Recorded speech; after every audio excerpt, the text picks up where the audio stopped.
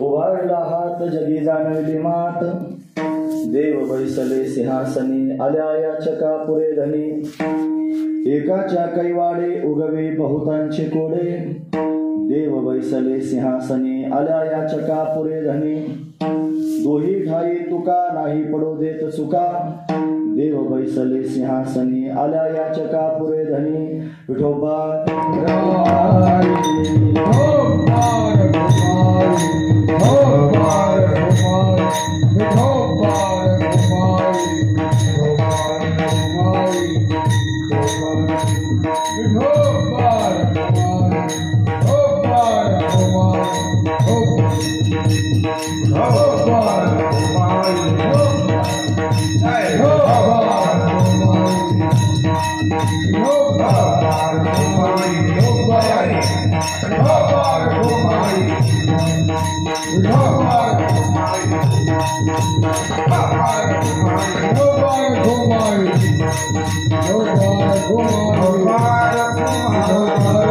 जगी जाणविली मात, देव बैसले सिंहासनी आल्या याचका पुरे धनी. प्रस्तुत प्रसंगी कीर्तनरूपी सेवेकरिता निवडलेला अभंग जगद्गुरु जगतवंदनीय सर्वांच्या अंतकरणाचा अधिष्ठान असणारे माऊली तुकोबराय यांचा 4 चरणांचा आणि भगवंताचं प्राकट्य झालेलं आहे. भगवान सिंहासनावर आरूढ झालेले आहेत. एकाच्या निमित्तानं भगवान आले आणि सर्वांचीच धनी म्हणजे इच्छा पूर्ण करण्याकरिता समर्थ आहेत असा निरोप सर्वांच्या समोर हात उंच करून त्यांनी जगद्गुरु तुकोबराय अभंगाच्या माध्यमातून सांगतायत. या अभंगामध्ये तुकोबराय आपल्याला काय प्रतिपादन करून सांगणार आहेत तत्पूर्वी आपण एकदा संतांना नमन करूया.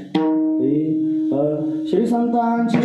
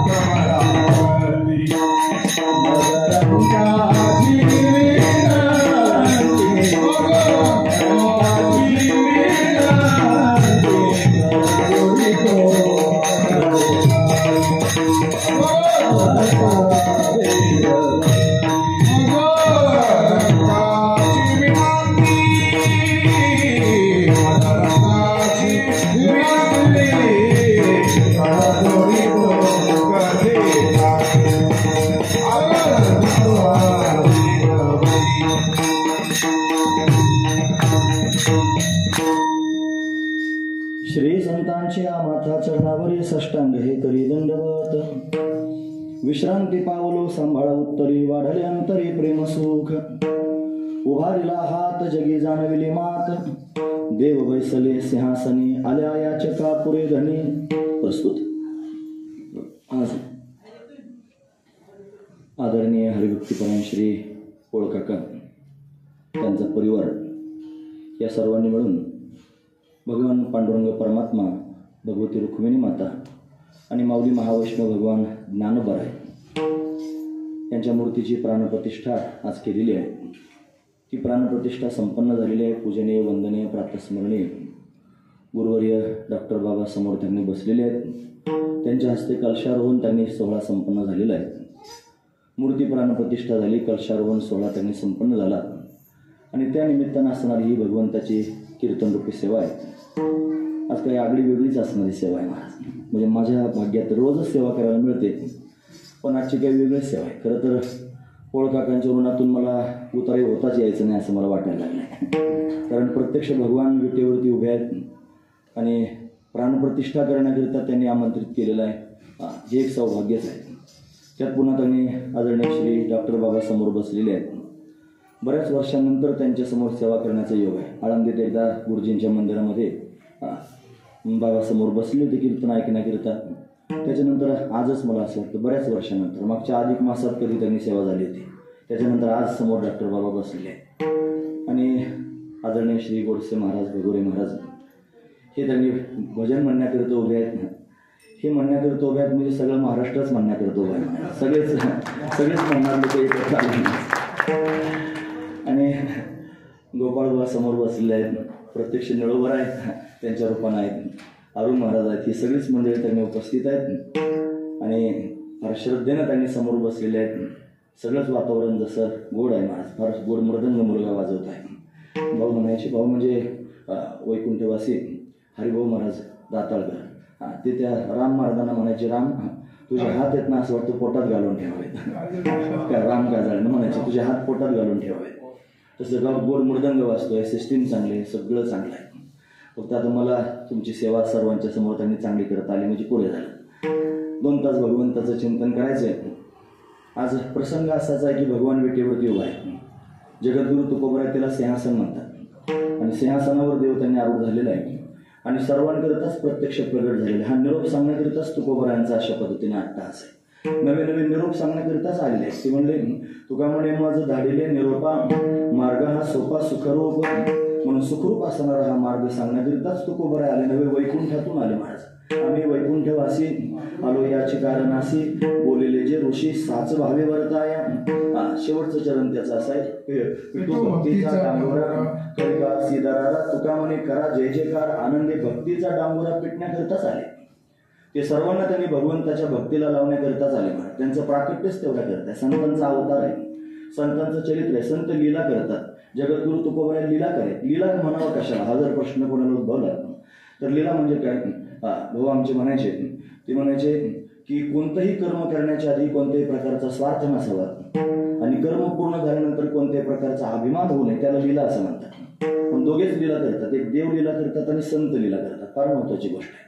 म्हणून देवाची पण लीलाच आहे. तो येतो आणि भक्तांचं कल्याण करतो. आणि संत पण लीला करतात. ते पण त्याच्यासारखेच आहेत महाराज. त्याच्यापेक्षा कमी नाही, उलट त्याच्यापेक्षा काकणभर जास्त आहेत महाराज. तो सुद्धा त्यांच्यासमोर हात जोडून उभा राहतो. तो त्यांची पूजा करतो. हे जया पूजले आकडे पांडुरंगे मानस्त केले प्रयाण प्रसंग, असं ज्यांचं वैभव आहे. म्हणजे संत अतिशय श्रेष्ठ आहेत महाराज. आपण पण हरीची वारी करतो, भगवंतापर्यंत पायी पायी त्यांनी चालत चालत जातो. वैशिष्ट्य आपण चालत जातो हे विशेषत्व नाही. मग तो जो भक्तांची वारी करतो हे विशेष आहे. तो ज्ञानोबऱ्यांची वारी करतो हे विशेष आहे महाराज. म्हणून ते अतिशय श्रेष्ठ आहेत. काकणभर पुढे आहेत महाराज संत. म्हणून ते संत म्हणे तुमची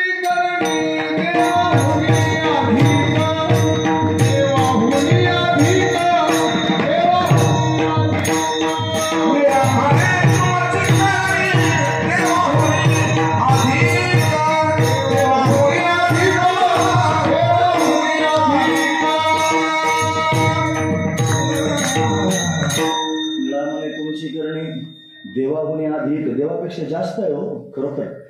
देव तरी काय. आम्ही रोज कीर्तनात लोकांना प्रश्न विचारतो, सांगा बाप आधी असतो का मुलगा आधी असतो. खरंच विचारतो महाराज. लोक घोट म्हणतात, ते म्हणतात बापच आधी असतो.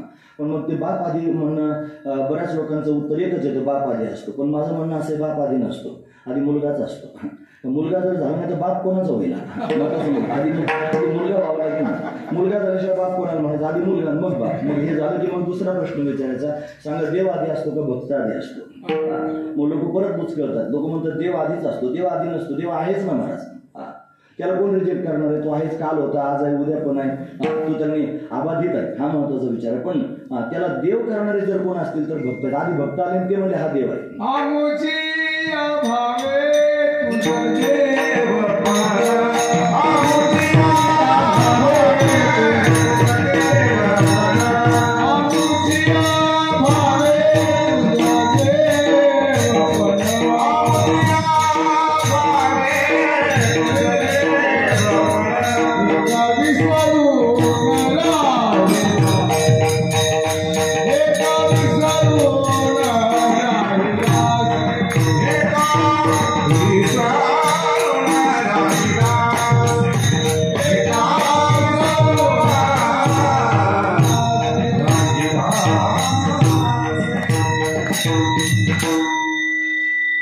आमच्या भावे तुझं देव पण कालच कीर्तनाचा अभंग होता. आमच्या भावनेनं त्यांनी मला आम्ही भावांतकरणात धारण केलं म्हणून तू देव झालास. म्हणून त्यांनी तुला कोण देव म्हणतो. इथून भांडण आहे मला ते प्रेम कलातला अभंग आहे तो. म्हणून समर्थाशी नाही उपकार स्मरण दिल्या आठवण वाचून या भांडण तुकोबराय करतात. शेवटी तर खंडावरच आले. तुका म्हणे आता आलो खंडावर. प्रेम देवने हरी बुजवावे समर्थ आहेत. भगवंताला आकाराला आणलं. आमच्याकरिता आकार धारण करून आला. आम्ही तुला देव केलं. महत्वाचा मुद्दा आहे. माझी भक्त आला असे आकार आमची तुका म्हणे भेडा भक्तीची भक्तीच्या भेडानं त्याने आकार धारण करून आलास. फार महत्वाची गोष्ट आहे. भक्तांनी देवाला देव पण आणलं म्हणून सरस आहेत महाराज. मग ते लीलाकारी आहेत. ती लीला करतात. काहीच आवश्यकता काही मिळवायचं नाही. काही तुका म्हणे तुझे नलगे दसुडी काही गाठोडं तुझं नको. कोणत्याच प्रकारच्या अपेक्षा नाही. लोक भक्ती करतात परमार्थ करतात. परमार्थाच्या माध्यमातून काहीतरी मिळवण्याचा उद्देश असतो. काय मिळवायचं. संसार नाही मागितलं जाऊ दे. सामान्य लोक संसार मागतात त्यांचा विषयच नाही.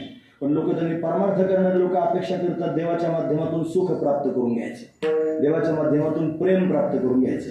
देवाच्या माध्यमातून समाधान प्राप्त करून घ्यायचं. संत महापुरुषांना याची सुद्धा आवश्यकता नाही. कारण हे जे नाव आहेत ते सगळे देवाचेच नाव आहेत. ते सुख हे नाव देवाचंच नाव आहे.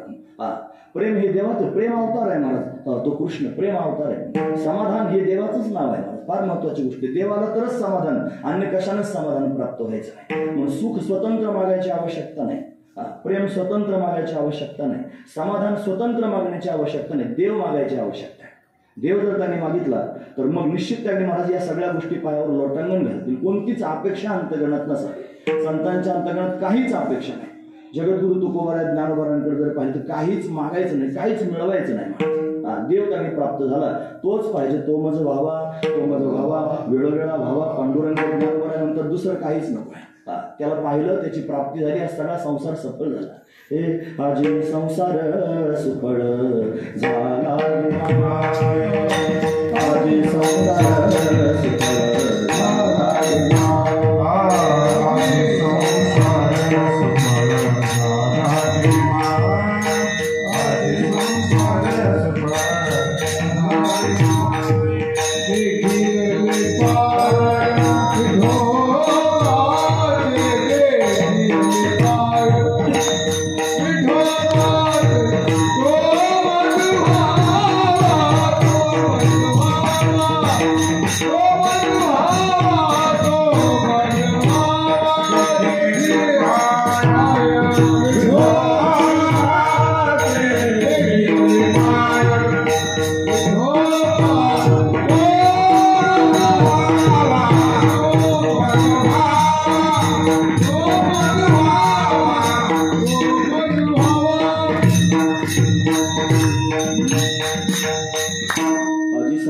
सुफळ झाला. देखील पाय विठोबाचे पाय पाहिले. आता संसार सफळ झाला. म्हणजे जन्माला आल्याचं सार्थक झालं. आता दुसरं काहीच नको आहे. फक्त तोच पाहिजे. त्याच्या वाचून काही नाही पाहिजे. त्याच्याकडून जर काही मागितलं तर जे मागितलं ते साध्य होईल आणि परमात्मा साधन होईल. म्हणून परमात्म्याला साधन करून काहीतरी साध्य प्राप्त करून घ्यायचं नाही. परमात्म्यालाच साध्य करायचं. तो आला पाहिजे. तो भेटला पाहिजे. तो त्यांनी सांभाळण्याकरिता प्रत्यक्ष प्रगट झाला पाहिजे. फार महत्वाची गोष्ट आहे. मग तो येत असतो महाराज. तो अवतार धारण करून तो अनेक अवतार भक्तांकरता घेत असतो. अनंत अवतार घेसी भक्ताकारणे भक्तांकरता अनेक अवतार घेतो. ठराविक अवतार तर आपण सगळीकडेच पाहतो. 10 अवतार 10 अवतार त्याने घेतले. श्रीमद भागवत पाहिलं तर 24 अवतार भगवंताने धारण केले. हे सगळं आपण पाहतो. अनंत अवतार संतांनी सांगितले भक्तांकरता घेऊन येतो. मग प्रत्यक्ष त्याने प्रगट होत असतो. का बरं प्रगट होत असतो. भक्तांना सांभाळण्याकरिता अनेक प्रमाणे मला सांगता येतील. त्याच्याकडे 2 शक्ती आहेत महाराज. एक आहे निग्रह शक्ती आणि दुसरे आहे अनुग्रह शक्ती. 2 शक्ती आहेत भगवंतामध्ये. निग्रह करतो. आसुरांचा वाईट प्रवृत्तींचा निग्रह करण्याकरिता येत असतो. मग यानं त्यांनी रावणासारखे मारले. त्याने हिरण्यकश्यपू हिरण्याक्षासारखे त्यांनी मारले. त्यानं कंसासारखे त्यांनी मारले. हे निग्रह करण्याचं काम करतो. आणि फक्त निग्रह करतो असं नाही. अनुग्रह करतो.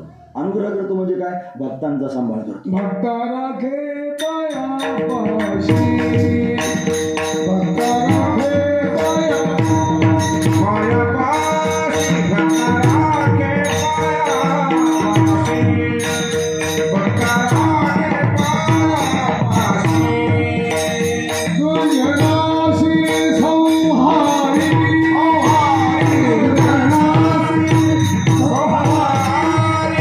दुर्जनाशी संहारी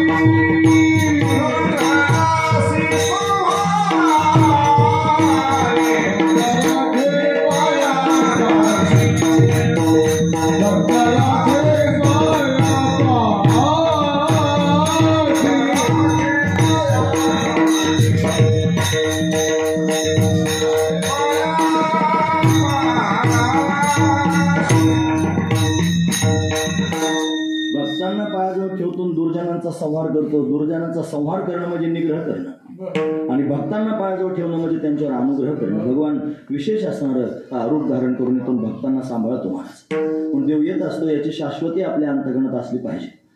सगळ्यात आधी लोकांच्या मनात हेच पक्क झालं पाहिजे देव आहे.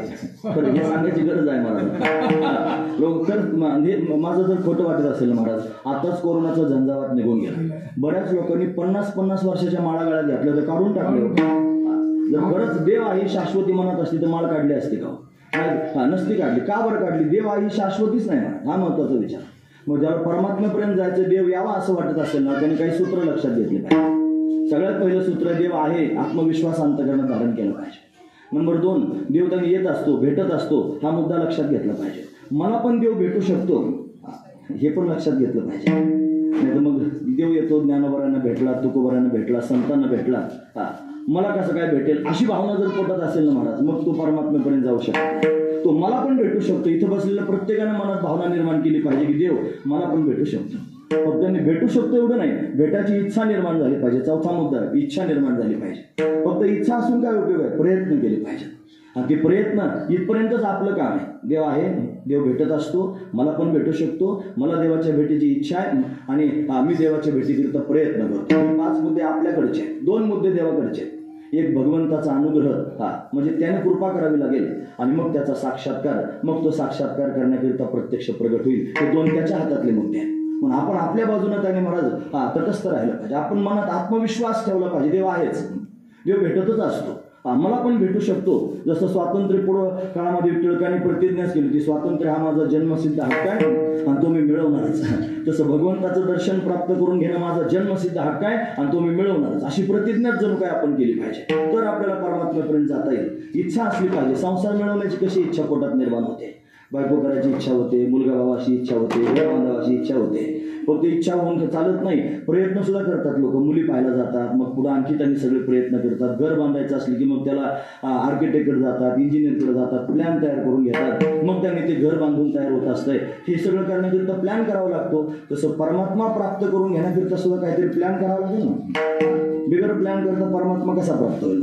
मनाला समजून सांगावं लागेल की परमात्म्याची प्राप्ती झालीच पाहिजे. नाही जर झाली तर हे आयुष्य, हे शरीर मिळालं परमात्म्याच्या प्राप्तीकरिता, इंद्रिय मिळाली परमात्म्याच्या प्राप्तीकरिता, आयुष्य मिळालं परमात्म्याच्या प्राप्तीकरिता, बुद्धी मिळाली परमात्म्याच्या प्राप्तीकरिता, हे सगळं साधन परमात्म्याच्या प्राप्तीकरिता मिळालं. हे मुळीच संसाराच्या प्राप्तीकरिता मिळालं नाही. आणि हे परमात्म्याच्या प्राप्तीकरिता मिळालं असून सुद्धा परमात्म्याच्या दिशेने आपण जर प्रवास करत नसलो तर आपला प्रवास चुकीचा प्रवास आहे. मग आपण परमात्म्यापर्यंत गेलं पाहिजे. देव भेटलाच पाहिजे अशा अपेक्षा अंतःकरणात, ज्यांच्या पोटात देव भेटलाच पाहिजे अशा अपेक्षा निर्माण होते ना, त्या सगळ्यांच्या पोटातली अपेक्षा जाणूनच परमात्मा येत असतो. तुम्हाला या भागातून हेच सांगणार आहेत. आता तिकडेच माझा प्रवास चाललाय. देव येत असतो महाराज. कसा येतो परमात्मा? जेव्हा सगळ्यांच्या अंतःकरणामध्ये आर्त निर्माण होतो, परमात्मा आला पाहिजे. खरं सांगू का, देव कधी भेटतो? रडलं की देव भेटतो महाराज. मग तुम्हाला आम्ही रडायचं का? मग रडल्याने देव भेटेल? आपण रडल्याने नाही भेटत. मग तो रडल्याने भेटतो. तो मग कसं काय? भागवतातलं उदाहरण सांगतो. कर्दम ऋषीने तपश्चर्या केली फार मोठी, आणि ती कर्दमाची तपश्चर्या एवढी 100 वर्षाची तपश्चर्या केली. असं पुरुष शरीर झालं कर्दमाचं. फक्त हे त्वचा हाडाला चिकटली महाराज. 100 वर्षाची तपश्चर्या. ब्रह्मदेवानं सांगितलं होतं भगवंताला प्रसन्न करून घ्या आणि पुढे त्यांनी सृजन करा, असं त्यांनी सांगितलं. म्हणून एवढी तपश्चर्या केली. भगवंताने ती तपश्चर्या पाहिली, त्या कर्दमाची ती अवस्था भगवंतानं पाहिली आणि प्रत्यक्ष परमात्मा रडला महाराज. एवढी विलक्षण अवस्था असेल. देवाच्या नेत्रांमधून अश्रुधारा वाहिल्या आणि त्याच्यापासून एक सरोवर तयार झालं. त्याचं नाव आहे बिंदुसर. हे तीर्थ आहे गुजरातमध्ये, बिंदुसर नावाचं तीर्थ आहे. तीर्थ प्रत्यक्ष प्रगट झालं. भगवंताच्या नेत्रातून अश्रुधारा वाहिल्या. कोणाकरता? भक्ता करता. आपण रडल्यानं देव भेटतो इथपर्यंत नाही. आपली अशी अवस्था निर्माण झाली पाहिजे भगवंताच्या भेटीकरिता की देवाला आपल्याकरिता Oh,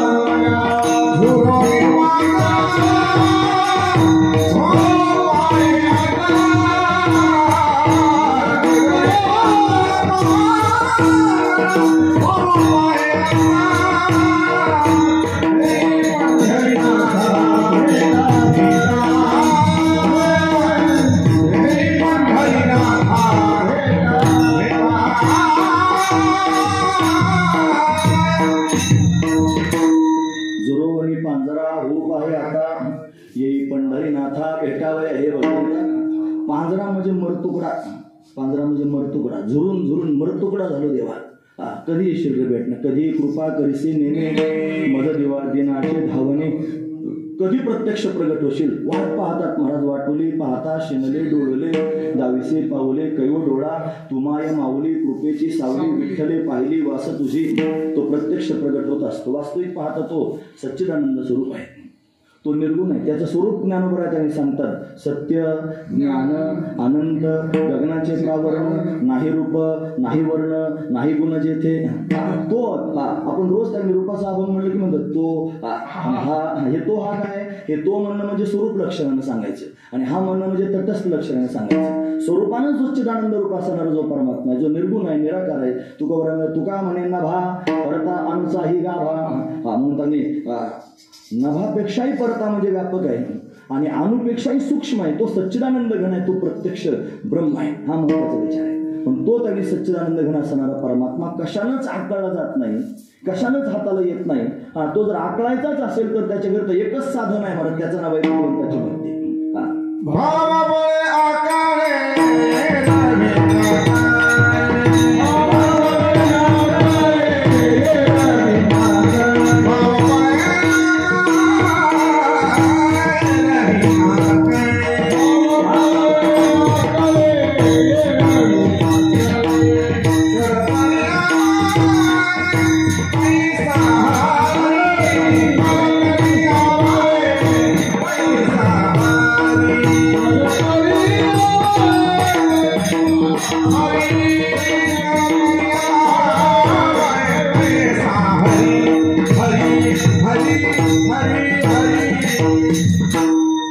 भावाच्याच बळानं आकळला जातो.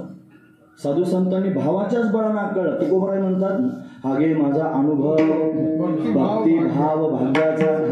भाव आला ना शब्द त्याच्यामध्ये. मला परमात्मा प्राप्त माझा अनुभव आहे. तुकोबरायमध्ये काय अनुभव आहे? भक्तीचा अनुभव. फक्त भक्तीचा नाही, भक्ती तर सगळेच करतात महाराज. भक्ती म्हणजे काय हो? भक्तीची व्याख्या नारदांनी केली. हे बघा, मला आता महाराज मंडळींच्या समोर बोलायचं, जास्त आकलीची तारे तोडण्यात काय अर्थ नाही. तरी मला रोज बोलायची जशी सवय लागली मी तसंच बोलतो. खरं सांगतो मी. आणि असं आहे, त्यांच्यासमोर भीती तरी कशा करता असली पाहिजे. वाघाच्या पिलाने म्हणजे वाघाच्या समोर काय घेऊन मग काय. म्हणून अशा पद्धतीने मी जे स्वाभाविक बोलतो रोज असंच त्याने आपल्या समोर बोलतो. फक्त वाढवा जर झालं तर आपण सांभाळून घ्याल अशी अपेक्षा करतो. असं द्या. भक्ती म्हणजे काय हो? भक्ती म्हणजे प्रेम. नारदजी महाराजांनी भक्तीचं सूत्र सांगितलं. आता तो भक्ती व्याख्या सांग, मी भक्तीची व्याख्या सांगतो. काय भक्तीची व्याख्या आहे ते म्हणजे सात्वस्मिन परम प्रेम रूपा, ही प्रेम स्वरूप आहे. प्रेम सगळ्यांच्याच पोटात असतं महाराज. प्रेम नाही असं कोणी सांगा बरं. प्रेम तर खाटकाच्या पोटात सुद्धा असतं. त्याचं लेकरू घराच्या बाहेर जायला लागलं आणि त्याचा पायजामा धरला, काही म्हणायला लागलं त्याच्या नावानं थांबतो महाराज लगेच. थांबलं की लगेच काय रे बाळा तू म्हणतो मला घोडा, लगेच घोडा होतो. तुकडू तुकडू घोडा होतो. कोणी पण प्रेम कोणाच्याही पोटात आहे. वाघाचं पिल्लू जरी असलं तरी, वाघ सगळ्याला जरी खात असलं तरी पिलाला चाटायला सुरुवात होतं. प्रेम आहे की नाही महाराज? प्रेम सगळ्यांजवळच आहे.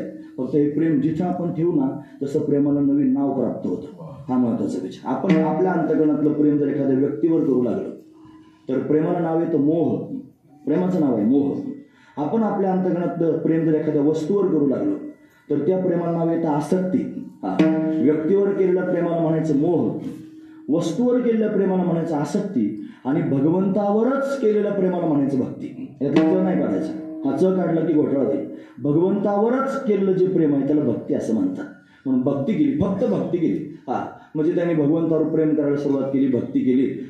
पण नुसती भक्ती करून पण चालणार नाही. त्या भक्तीमध्ये भाव पण असला पाहिजे. नाही तर लोक रोज भक्ती करतात, देवपूजा करतात ना लोक. देवपूजा करण्याकरता एक पात्रच असतं. त्याला लोकांनी अपभ्रंशित शब्द घातलाय गंगाळ. त्याचं नाव गंगाळ नाही, त्याला गंगाजळी असं म्हणतात. ती गंगाजळ पात्र आहे गंगाजळी. त्यात गंगाजळ ठेवतात म्हणून गंगाजळ. पण लोकांनी त्याचं गंगाळ केलं. ते गंगाळ घ्यायचं, त्या गंगाळ्यात थोडं पाणी घालायचं आणि सगळे देवहारातले देव एकत्र करायचे, त्या गंगाळ्यात घालायचे आणि गंगाळ्यात घालून चांगले खंगाळायचे. खंगाळून कालचा गंध पुसायचा आणि आजचा गंध लावायचा. लोकांची भक्ती एवढीच लागली. मग देवाला गंध लावला, देव घरात सगळे देव मांडले की मग ते म्हणतात आम्ही फार भक्ती करतो. अरे ही भक्ती नाही ना म्हणत. मग त्याला गंध लावायचं म्हणलं तरी असं गंध घेतात आणि असं लावून देतात म्हणत त्याला. मग त्याच्या नाकात डोळ्यात तोंडात कुठेही त्यांनी गंध जातो. त्याला पण डोळे आहेत, त्याला पण नाक आहे, त्याला पण कान आहे. हा भाव असला पाहिजे. देवपूजा करणं ही भक्ती आहे. एक आत्माराम महाराज होते आमच्याकडे, वैकुंठवासी आत्माराम महाराज चांदेकर, तुम्हाला माहीत असेल, महाराजांना माहिती आहे. आत्माराम महाराज दृष्टांत सांगायचे. ते म्हणजे एक माणूस 12 वर्ष कृष्णाची भक्ती करत होता, 12 वर्ष. आणि ती भक्ती त्यांनी करायला लागलं. 12 वर्ष सेवा केली. रोज आरती ओढायची, नैवेद्य दाखवायचा, घंटी वाजवायची, उदबत्ती लावायची, दिवा दाखवायचा, हे सगळं 12 वर्ष. पण 12 वर्ष भक्ती करून कृष्ण प्रसन्न झाला नाही. तुम्हाला ह्याचं काय काम आहे? एवढ्या वर्षापासून फार याची भक्ती करतो, हा प्रसन्न झाला नाही, रिजेक्ट करून टाकलं देव. दुसरा देव आणला, नवीन. आता कोणता आणला मला माहित नाही, पण आणला. आणि त्या नवीन देवाची उपासना सुरू केली महाराज. आता ती उपासना सुरू केल्यानंतर मग नवीन देवाला आता आरती वाढायला लागला, उदबत्ती दाखवायला लागला, घंटी वाजवायला लागला. पण तेव्हा त्याच्या मनात एक विचार आला, तुम्हाला 12 वर्ष या कृष्णाची मी उपासना केली आणि माझ्यावर प्रसन्न झाला नाही, मला दिसला सुद्धा नाही, दर्शन देण्याकरिता आला नाही. ही घंटी वाजवतो, हा आवाज याच्या कानावर कशा करता गेला पाहिजे? ही उदबत्ती ओवाळ्याचा वास याच्या नाकात जाता कामा नये. हा 12 वर्ष मला प्रसन्न झाला नाही. मग काय केलं पाहिजे? त्यानं कापसाचे बोळे आणले आणि त्या कृष्णाच्या मूर्तीच्या नाकात घातले आणि कानात पण घातले आणि एक पट्टी घेतली, डोळ्याला बांधून टाकली. कोणाच्या? कृष्णाच्या. आणि मग परत नवीन देवाची पूजा करायला लागला. नवीन देवाची पूजा करायला लागला नाही कुठे, तर कृष्णाची मूर्ती खदखदून हसली. हसली. अरे कोण हसते? एकटाच होता घरामध्ये, मूर्ती हसायला लागली. कोण हसते म्हणून पाहिलं तर कृष्णाची मूर्ती हसत होती. मग गायगायनं पाहिलं, अरे आता हसतोय. त्या पट्ट्या सोडल्या, ते बोळे नाकातले कानातले काढले. का हसतोस? 12 वर्ष तुझी पूजा केली आणि तू एवढे दिवस माझ्यावर प्रसन्न झाले आणि आज कसं काय हसायला लागला? तू म्हणला 12 वर्ष पूजा करत होता, पण 12 वर्ष तुला कधीच वाटलं नाही मी वास घेऊ शकतो, मी ऐकू शकतो, मी त्यांनी पाहू शकतो. फक्त पूजा म्हणजे पूजाच करत होता, भाव कमी पडत होता. आज तुझ्या पोटात ओरिजिनल भाव तयार झाला. हा वास घेईल, हा पाहिल, हा ऐकेल, म्हणून त्यांनी तू कानात नाकात बोळे घातले. भाव प्रगट झाला. भक्तीनंच प्राप्त होईल असं नाही, भाव कारण आहे. भाव महत्वाची गोष्ट आहे. जर भावच नसेल त्या भक्तीमध्ये त्याचा काय उपयोग आहे? पण भाव जास्त गरजेचा आहे. भाव हे साधन आहे.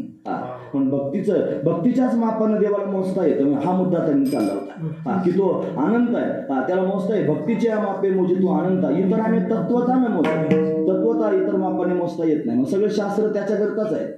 शास्त्रांचं भांडण त्याच्याकरताच आहे, तीर्थाटन त्याच्याकरताच आहे, सगळे ग्रंथ त्याच्याच करता प्रगट झाले, सगळं शास्त्र त्याच्याच करत आहे. सगळ्या शास्त्रांमध्ये त्याचंच वर्णन करून सांगितलेलं आहे. सगळे शास्त्र आपण बघा. आपण आस्तिक आहोत. आस्तिक म्हणजे देवाला मानतात त्या लोकांना समाजातले लोक आस्तिक मानतात, पण देवाला मानतात त्यांना आस्तिक नाही म्हणून. मग नास्तिक कोणाला म्हणायचं, नास्तिक कोणाला म्हणायचं? जे वेदाला मानत नाहीत त्यांना त्यांनी महाराज नास्तिक मानतात. नास्तिक व वेद निंदका. जे वेदाला मानतात ते खरे आस्तिक आहेत महाराज. पण वेदाला मानणारे पण शास्त्र आहेत ना, 6 शास्त्र वेदाला मानतात महाराज. त्याच्यामध्ये न्यायशास्त्र, वैशेषिक शास्त्र, सांख्यशास्त्र, योगशास्त्र, पूर्वमीमांसा शास्त्र, उत्तरमीमांसा शास्त्र, हे त्यांनी वेदाला मानणारे शास्त्र आहेत. म्हणजे त्यांनी गौतम ऋषीने न्यायशास्त्राचे करते गौतम आहेत, व वैशिक शास्त्राचे करते कणाद आहेत, योगशास्त्राचे करते पतंजल महामुनी आहेत. मग त्या पूर्वमीमांसा शास्त्र जैमिनीने सांगितलं, उत्तरमीमांसा शास्त्र सांगितलं व्यासदेवांनी, म्हणजे वेदांत शास्त्र व्यासदेवांनी प्रगट केलं. नास्तिकांचा विचारच करायचा नाही. ते 4 वाक आहेत, त्याच्यामध्ये जैन आहेत, बुद्धांचे 4 शिष्य आहेत. 4 प्रकारचा उपदेश केला ना, शून्यम शून्यम, क्षणिकम क्षणिकम, दुःखम दुःखम, असे 4 शिष्य ते नास्तिक आहेत. आस्तिक जे आहेत ना शास्त्र, ते त्यांनी भगवंतापर्यंत जाण्याचा मार्ग दाखवतात. महत्वाची गोष्ट आहे. मग शास्त्र दाखवतात, वेद भगवंतापर्यंत जाण्याचा मार्ग दाखवतो. सगळ्यांमध्ये एकच सांगितली कन्सेप्ट. काय सांगितलं? तुकोबराय म्हणतात, वेदानंत बोलेला अर्थ तुकाची साधीला, विठोबासी शरण जावे, निज निष्ठा नाम गावे. भगवंताला शरण जा, त्याचं नामचिंतन करा, भक्ती करा. हे भक्तीचं साधन आहे. नामचिंतन करणं, शरण जाणं, भगवंताची भक्ती आहे, भक्ती करा. शास्त्रांना विचार म्हणजे सकळ शास्त्रांचा विचार आणि ती तुलाचे निर्धार. हे विठोबासी शरण जावे, निज निष्ठा नाम गावे. सगळ्या शास्त्रांनी सांगितलं विठोबाची शरणागती करा. सगळ्या पुराणांनी सांगितलं, 18 पुराणी सिद्धांत तुका म्हणे हाच आहेत. विठोबाची शरण जावे, निज निष्ठा नाम गावे, विठोबाची शरणागती करा, म्हणजे भगवंताची भक्ती करा. अशी भक्ती जर कराल तर जो त्यांनी शब्दांच्या पलीकडे जाईल, शब्द सुद्धा ज्याच्यापर्यंत पोहोचू शकत नाही, शब्द सुद्धा प्रातिभाषिक सत्तेत आहे. पण प्रत्यक्ष प्रमाण, अनुमान प्रमाण, उपमान प्रमाण, अर्थापत्ती प्रमाण, अनुपलब्धी प्रमाण, हे सगळेचे सगळे महाराज शोधण्याकरिताच आहेत. आपण कोणाच्याच हाताला लागत नाही. सगळ्यात प्रबल प्रमाण जर कोणतं असेल तर शब्द प्रमाण. शब्द हा बहुसार उपकाराची राशी, म्हणून वेद हा शब्द प्रमाण आहे. म्हणून त्यांनी वेदाच्या माध्यमातून शोधण्याकरिता निघालो, पण वेद सुद्धा मौन झाला. वेदाला सुद्धा ज्याच्याविषयी बोलता येत नाही. वेद जाणू गेला पुढे मौनावा, असं आपण सगळी प्रमाणे पाहू शकतो. म्हणून वेदाला सुद्धा तो कळत नाही. श्रुती म्हणते, नेते नेते वेद गाण्याचा प्रयत्न करतो. विधेय विशेषणानं, निषेध विशेषणानं त्यांनी वर्णन करून सांगितलं जातं, पण वेदाला सुद्धा त्याचं वर्णन करता येत नाही. असा शब्दांच्या पलीकडे असणारा परमात्मा, जो त्यांनी म्हणत पारमार्थिक सत्तेत राहणारा परमात्मा, तो त्यांनी पारमार्थिक सत्तेतच राहतो. 3 सत्ता त्याने आपण पाहतो नाही, पारमार्थिक सत्ता, प्रातिभाषिक सत्ता, व्यवहार करण्याकरिता व्यावहारिक सत्ता, अशा 3 सत्ता ज्या पाहिल्या जातात. परमात्मा पारमार्थिक सत्तेत राहतो.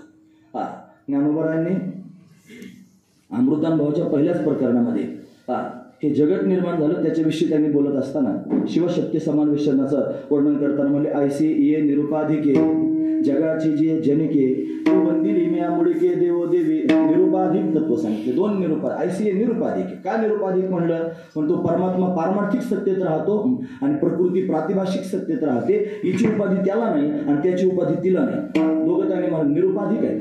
पण त्यांचा सुद्धा त्यांनी महाराज अनाधिकल्पित तादात्म्य संबंध झाला. त्यांचा अनादि संबंध आहे, कल्पित तादात्म्य असणारा संबंध झाला.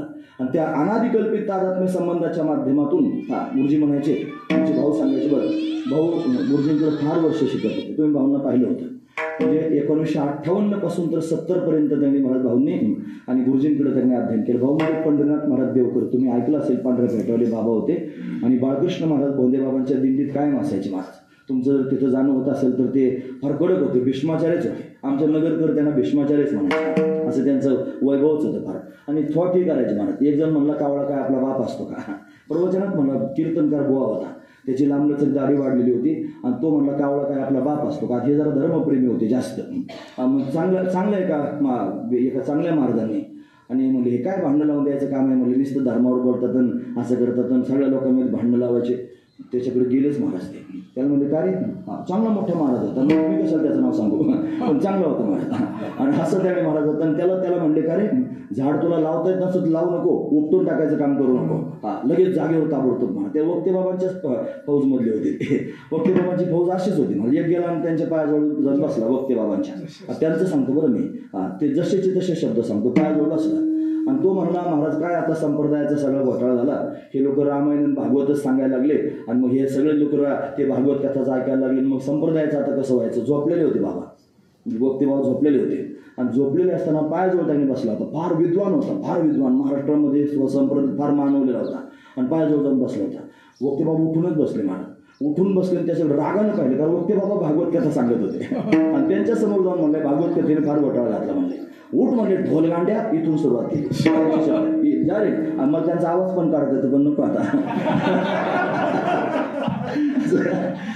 कडकच होते महाराज. म्हणून त्यांनी असे भाऊ त्यांनी म्हणत, ती म्हणे, कावळा काय आपला बाप असतो का? जो म्हणला ना, आमच्याकडे ते एक कोणी राजकारणी एक मोठे, त्यांनी सगळ्या लोकांनी जेवायला बोलवलं. आमरसाचं जेवण होतं आणि भाऊंना पण बोलवलं. भाऊ गेले, तिथं तो येणार होता. जो म्हणला कावळा काय बाप असतो का, तो येणार होता. भाऊ घरात नाही गेले, त्यांनी दरवाजात खुर्ची टाकली. मी बाहेरच बसतो म्हणजे थोड्या वेळ. तो म्हणायचं, या ना महाराज आत. नाही, मी बाहेरच थोडं बाहेरच बसतो. बाहेरच बसून राहिले. तो आलाच महाराज. आल्यानंतर ते लगेच उभे राहिले की त्याची दाढी धरली अशी सगळ्या लोकांसमोर दाढी धरली. म्हणले, तुम्ही म्हणता कावळा काय आपला बाप असतो का? तो थर कापायला लागला. म्हणला, आजपासून नाही म्हणायचं महाराज, इथून पुढे कधीच म्हणला. मरून गेला तो, पण म्हणला नाही महाराज. कडकच होती. भीष्माचार्य कशा करता म्हणतो मी, तोपच होते महाराज. असे तोप असणारे महात्म्यांची आता गरज आहे महाराज. आपण धर्म सांगतो, आपण सगळं त्यांनी शास्त्र सांगतो लोकांच्या समोर, पण तो धर्म जर टिकलाच नाही तर कुठे आपण सांगणार आहोत? हा महत्वाचा विचार आहे. पण प्रत्येक कीर्तनकारानं 5 मिनिटं का होईना पण लोकांच्या समोर धर्म सांगितला पाहिजे महाराज. फार गरजेची गोष्ट आहे. हा धर्म जर त्यांनी नाही सांगितलं तर मग लोकांमध्ये जागृती कशी होईल? हे समाजात काय वातावरण आहे हे लोकांना कळत नाही महाराज. फार भयंकर भूमिगत कार्य चाललं. आपल्या महापुरुषांची नावं घ्यायची आणि संघटना तयार करायच्या आणि त्या तयार करून त्यांनी त्यांच्या नावावर संघटना तयार करायची आणि आपल्या धर्माची पायमल्ली करायची. काय काय त्यांनी महाराज कुठून घुसपटं काढतात आणि कशा पद्धतीने लोकांच्या समोर गुढ्याच उभारायचं नाही म्हणले. ती होळी पेटवणं म्हणजे देशाचं नुकसान म्हणजे त्या होळ्या पेटवायच्याच नाही. तिळगुळ वाटता म्हणजे बावळटपणा तुमचा साखरीचा नासाडा करून टाकता. तुम्ही त्यांनी तांदूळ टाकता लग्नामध्ये, किती देशाचं नुकसान. आणि हे कशातही तोंड घालून पडतात ते देशाचं नुकसान. जास्त मला बोलायचं नाही, पण वस्तुस्थिती हीच आहे की नाही महाराज. मग तुमच्या देशाचं जर नुकसान होतं, आमच्या धर्मामुळे नुकसान होतं, तुम्हाला धर्म आमचा सहन होत नाही. उठलं की याला नावते, उठलं की त्याला नावते, अशी अवस्था त्यांनी पाहायला मिळते. म्हणून त्यांनी धर्म अतिशय महत्वाचा आहे, तो त्यांनी काय सांगेल ते पाहिलं पाहिजे. असू दे भाऊ, मी भाऊंवरून एवढं लांब गेला आता. मग सवय लागली ती वक्ते बाबांसारखी, गेलं की फिसकटून तिकडे जायचं, परत येतो पण मुद्द्यावर. म्हणून त्यांनी सांगायचे. भाऊ म्हणजे फार विद्वान होते महाराज, त्यांना अनुभूती होती, अनुभव संपन्न होते. मग ते त्यांनी सांगायचे, अरे सगळं जगत निर्माण झालं ना, हे जगत निर्माण होण्याकरिता काय कारण झालं? तो सच्चिदानंद घन असणारा परमात्मा पारमार्थिक सत्यात राहतो आणि प्रकृती प्रातिभाषिक सत्यत राहते. त्यांचा अनादिकल्पित तादात्म्य संबंध झाला आणि त्या संबंधातून त्यांनी म्हणत त्या परमात्म्यालाच नाव आले. काय नाव आले? त्याला ईश, जीव आणि जगत असे 3 नावं प्राप्त झाली. तोच ईश्वर रूपानं प्रगट झाला. ईश्वर सगळ्या जगतामध्ये अभिन्न निमित्त उपादान करणे ईश्वर असा असणारा ईश्वर सर्व समर्थ आहे. त्याने खेळ मांडलेला आहे. हा सगळा त्याचाच खेळ आहे ना. तो सर्व त्यांनी खेळतोय. खेळून झाल्यावर तो त्याचा उर्ण नाभीचा दृष्टांत त्याला भाऊ द्यायचे. पण अशा पद्धतीने खेळून त्याचा आटोपण पण घेतो. हा त्याचा स्वभावच आहे. म्हणून त्यांनी हा खेळण्याकरिता कर्मप्रधान ईश्वराची राखा, जो जसं कर होसो तसं फल चाखा. पण जे त्यांनी म्हणत त्या भगवंताची भक्ती करतात, भावयुक्त अंतकरणाने भक्ती करतात, तो परमात्मा प्रत्यक्ष सगुण साकार होऊन त्यांच्या समोर उभा राहतो. भक्तीचं साधन करतात आणि त्या साधनेच्या माध्यमातून तो म्हणजे जो निर्गुण निराकार स्वरूप परमात्मा आहे तो, आणि तो परमात्मा सगुण साकार होऊन भक्तांच्या समोर प्रत्यक्ष प्रगट होतो. हे मला सांगणं क्रमप्राप्त वाटलं. कारण आता देव बसले ना सिंहासनावर. मग सिंहासनावर बसला म्हणल्यावर तो तर सच्चिदानंद स्वरूप आहे. आनंद, आत्मय, नित्य, निरामय, जे का निजे ध्येय योगी यांचे ते हे समचरण साजिरे विटेवर, हे जे विटेवर त्यांनी उभा असणार परमात्म्याचं रूप आहे ना, हे ते आहे. ते म्हणजे कोणतं स्वरूप आहे? आपण आतापर्यंत सच्चिदानंद आनंदी आनंद पाहिलं ते. आणि हे विटेवर प्रत्यक्ष त्यांनी उभं राहिलेलं आहे. भक्तांकरता परमात्मा प्रत्यक्ष त्यांनी प्रगट होत असतो. भक्तांचा अर्थ त्यांनी जाणत असतो आणि त्यांची भावना जाणून त्यांनी परमात्म्याला यावंच लागतं. म्हणून त्यांनी परमात्मा आला आणि तो भक्तांना सांभाळण्याकरिता आला. आता देव विटेवरती उभा आहे. आता तुम्ही त्यांनी महाराज आबाद झालेला आहात. आता तुम्हाला सांभाळण्याकरिता आलेलाच आहे महाराज. मला ती भावना आपली पक्की असली पाहिजे ना. तो आलेलाच आहे महाराज. म्हणून त्यांनी फार त्याला पाहिल्यानंतर मन भरून येतो. फार गोड आहेत महाराज मूर्ती. तुम्ही बघा, पाहतच राहा. मूर्ती सगुण सावळी. सगुण मूर्ती सगुण सावळे. अतिशय गोड आहे. सगुण मूर्ती आहे आणि सगुण आहे आणि सावळे आहे पुन्हा. हे राजस सुकुमार मदनाचा पुतळा, राजस सुकुमार मदनाचा पुतळा, मदनाचा पुतळा, सुकुमार मदना रवी शशिकला लोकप्रिया, रवी शशिकला लोकप्रिया, राजस सुकुमार मदनाचा पुतळा, राजस सुकुमार मदना, रवी शशिकला लोकप्रिया, रवी शशिकला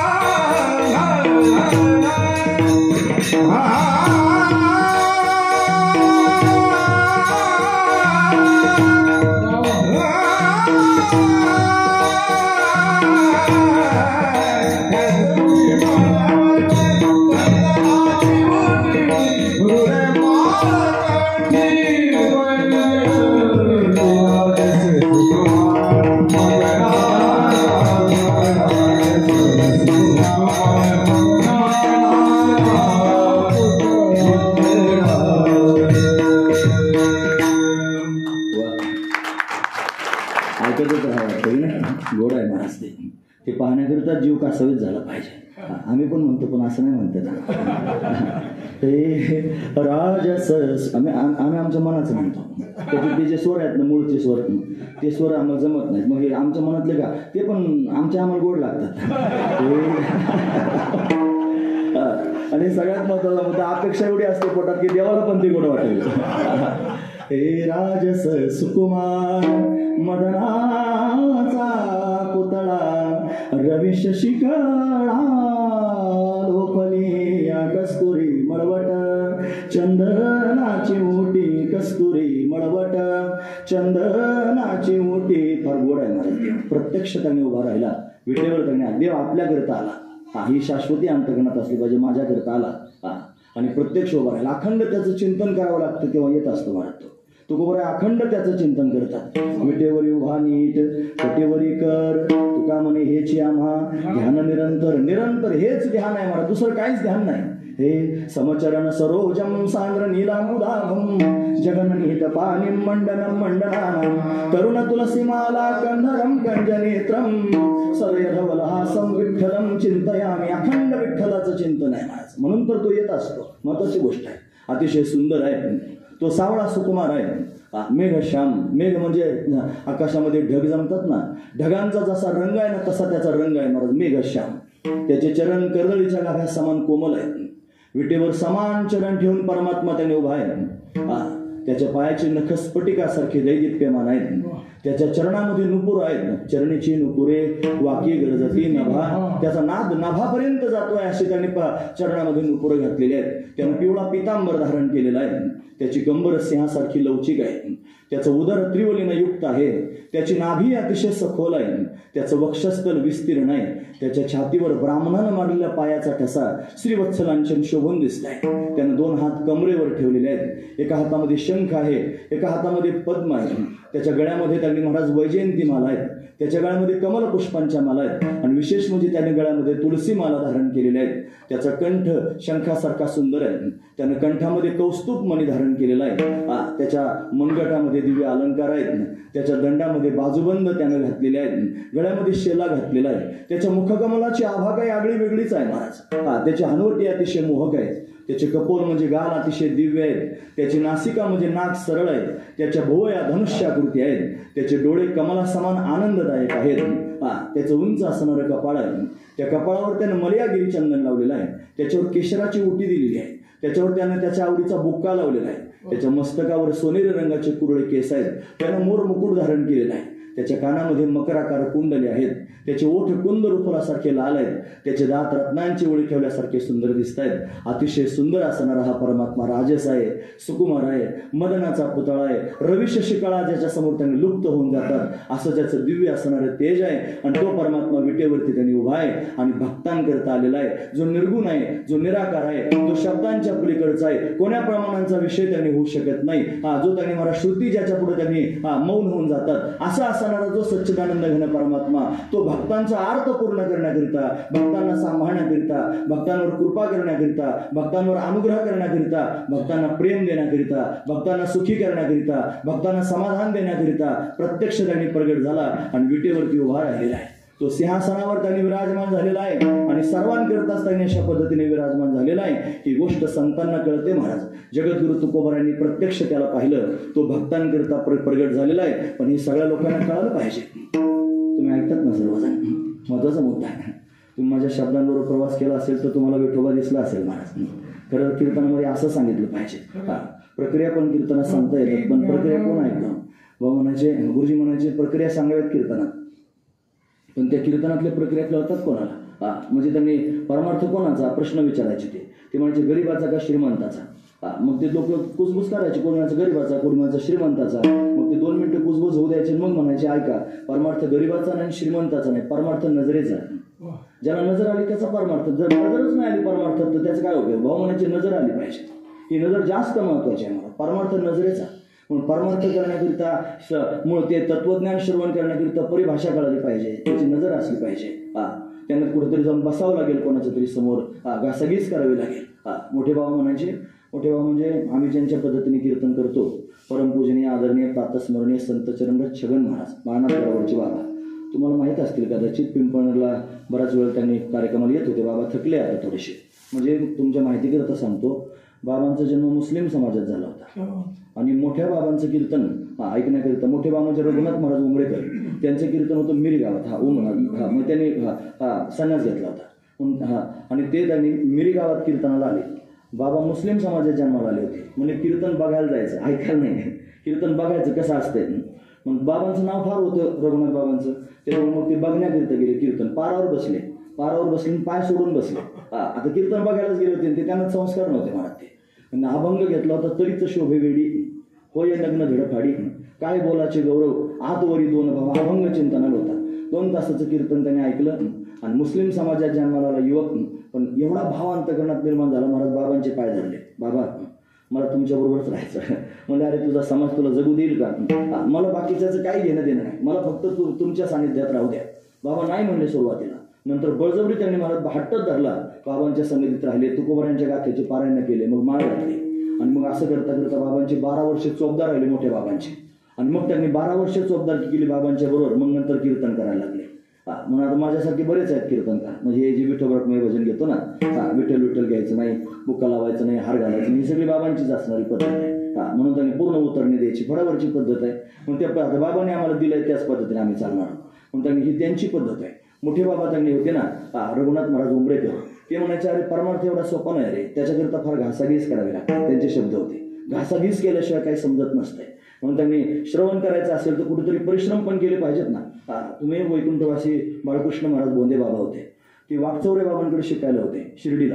आणि पाठांतर करायचं, घरी पत्नी होती, सगळा परिवार होता, हे सोडून राहिले होते मला तिथं शिकण्याकरता. आणि झोप यायची रात्री, पहाटे लवकर उठायचे आणि डुकला यायचं. डुकला येऊ नये म्हणून काय साधन होतं माहिती आहे? हिरव्या मिरच्या आणून ठेवल्या होत्या, हिरव्या मिरच्या. आणि डुकला यायला लागला की एखाद्याला वाटेल हिरवी मिरची खात असतील, खात नव्हते. ती हिरवी मिरची अशी डोळ्यात पिळायची आणि ती डोळ्यात पिळली की आग व्हायची, मला झोप पळूनच जायची. असं झालं. एकदा त्यांची पत्नी त्यांना भेटायला गेली, ते आई आहेत अजून, ते ताई म्हणतो आम्ही त्यांना. भेटायला गेला तर तोंड तिकडे होतं, छोटी खोली होती आपली अशीच पडकी कशी तरी, आणि ते भिंतीकडे तोंड करून होते, दरवाजात तोंड नव्हतं, आतमध्ये तोंड होतं. आणि लाल मिरच्या होत्या, मधुकरी मागायला गेले होते, भाकरी मिळाली होती, भाजी काही कोणी दिली नव्हती. म्हणून लाल मिरच्या होत्या आणि त्याच्यात मीठ घालून कोरडच पाणी घालत त्याच्यातून मग ते ठेसायचा कार्यक्रम सुरू होता. अशा पद्धतीने त्यांनी महाराज एवढे कष्ट घेतले. कष्ट घेतले तेव्हा खऱ्या अर्थानं काहीतरी पदार्थ पडला. आज त्यांच्या माध्यमातून केवढे त्यांनी श्रवण करतात विद्यार्थी, किती त्यांनी तयार आहेत, हा महत्वाचा विचार. मग का सांगतो कशाकरिता? त्याचं कारण एवढंच आहे की हे सगळं कळण्याकरिता, ती परिभाषा त्यांनी महाराज कळण्याकरिता फार कष्ट घ्यावे लागतात, तसं ते कळत नसतं. पण कीर्तनात जर प्रक्रिया सांगायला सुरुवात केली तर लोकांना प्रक्रिया कळत नाही.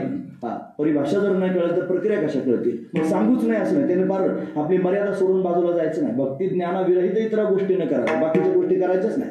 भक्ती पण सांगितली पाहिजे, भक्तीच्याच माध्यमातून तिथपर्यंत जातील. आणि तो फार सुंदर आहे, राजस आहे, सुकुमार आहे, मदनाचा पुतळा आहे, अतिशय दिव्य आहे. त्याचं चिंतन करा, त्याचं स्मरण करा, त्याचं ध्यान करा. सुंदर ते ध्यान उभे विटेवरी करकटेवरी ठेवण्या, असं सारखं त्याचं चिंतन करीत राहा. एवढं जरी लोकांच्या समोर सांगत राहिलो ना आपण सतत, हे सांगून संस्कार होतील, भक्तीला लागतील, फार प्रेम परमात्म्याविषयी तयार होईल. तो परमात्मा प्रसन्न होईल. स्वतःच त्यांनी महाराज तरतूद करून देईल की हा अधिकारी झाला तर याला गुरु पाहिजे, सांगणारा कोणीतरी सापडला पाहिजे. बरोबर गाठ घालून देतो महाराज देव, त्याचं झाल्याशिवाय हे होत नसतं. म्हणून तो सर्वांवर कृपा करण्याकरिता प्रत्यक्ष प्रगट झाला. असा सुंदर रूप धारण करून विटे रूप आहे, तो सिंहासनावर आरूढ झालेला आहे. हे सगळ्या लोकांना कळलं पाहिजे. मग कोण सांगू शकतं? संत सांगतात. फार महत्वाची गोष्ट. जगद्गुरु तुकोबारांना कळलं, देव आला, सिंहासनावर अशा पद्धतीने आरूढ झाला. मग लोकांना सांगितलं पाहिजे. कसं सांगावं? हात उंच केला महाराज, आणि हात उंच करून सगळ्या लोकांना सांगायला सुरुवात केली. महाराज वर्णन करून सांग. उभारीला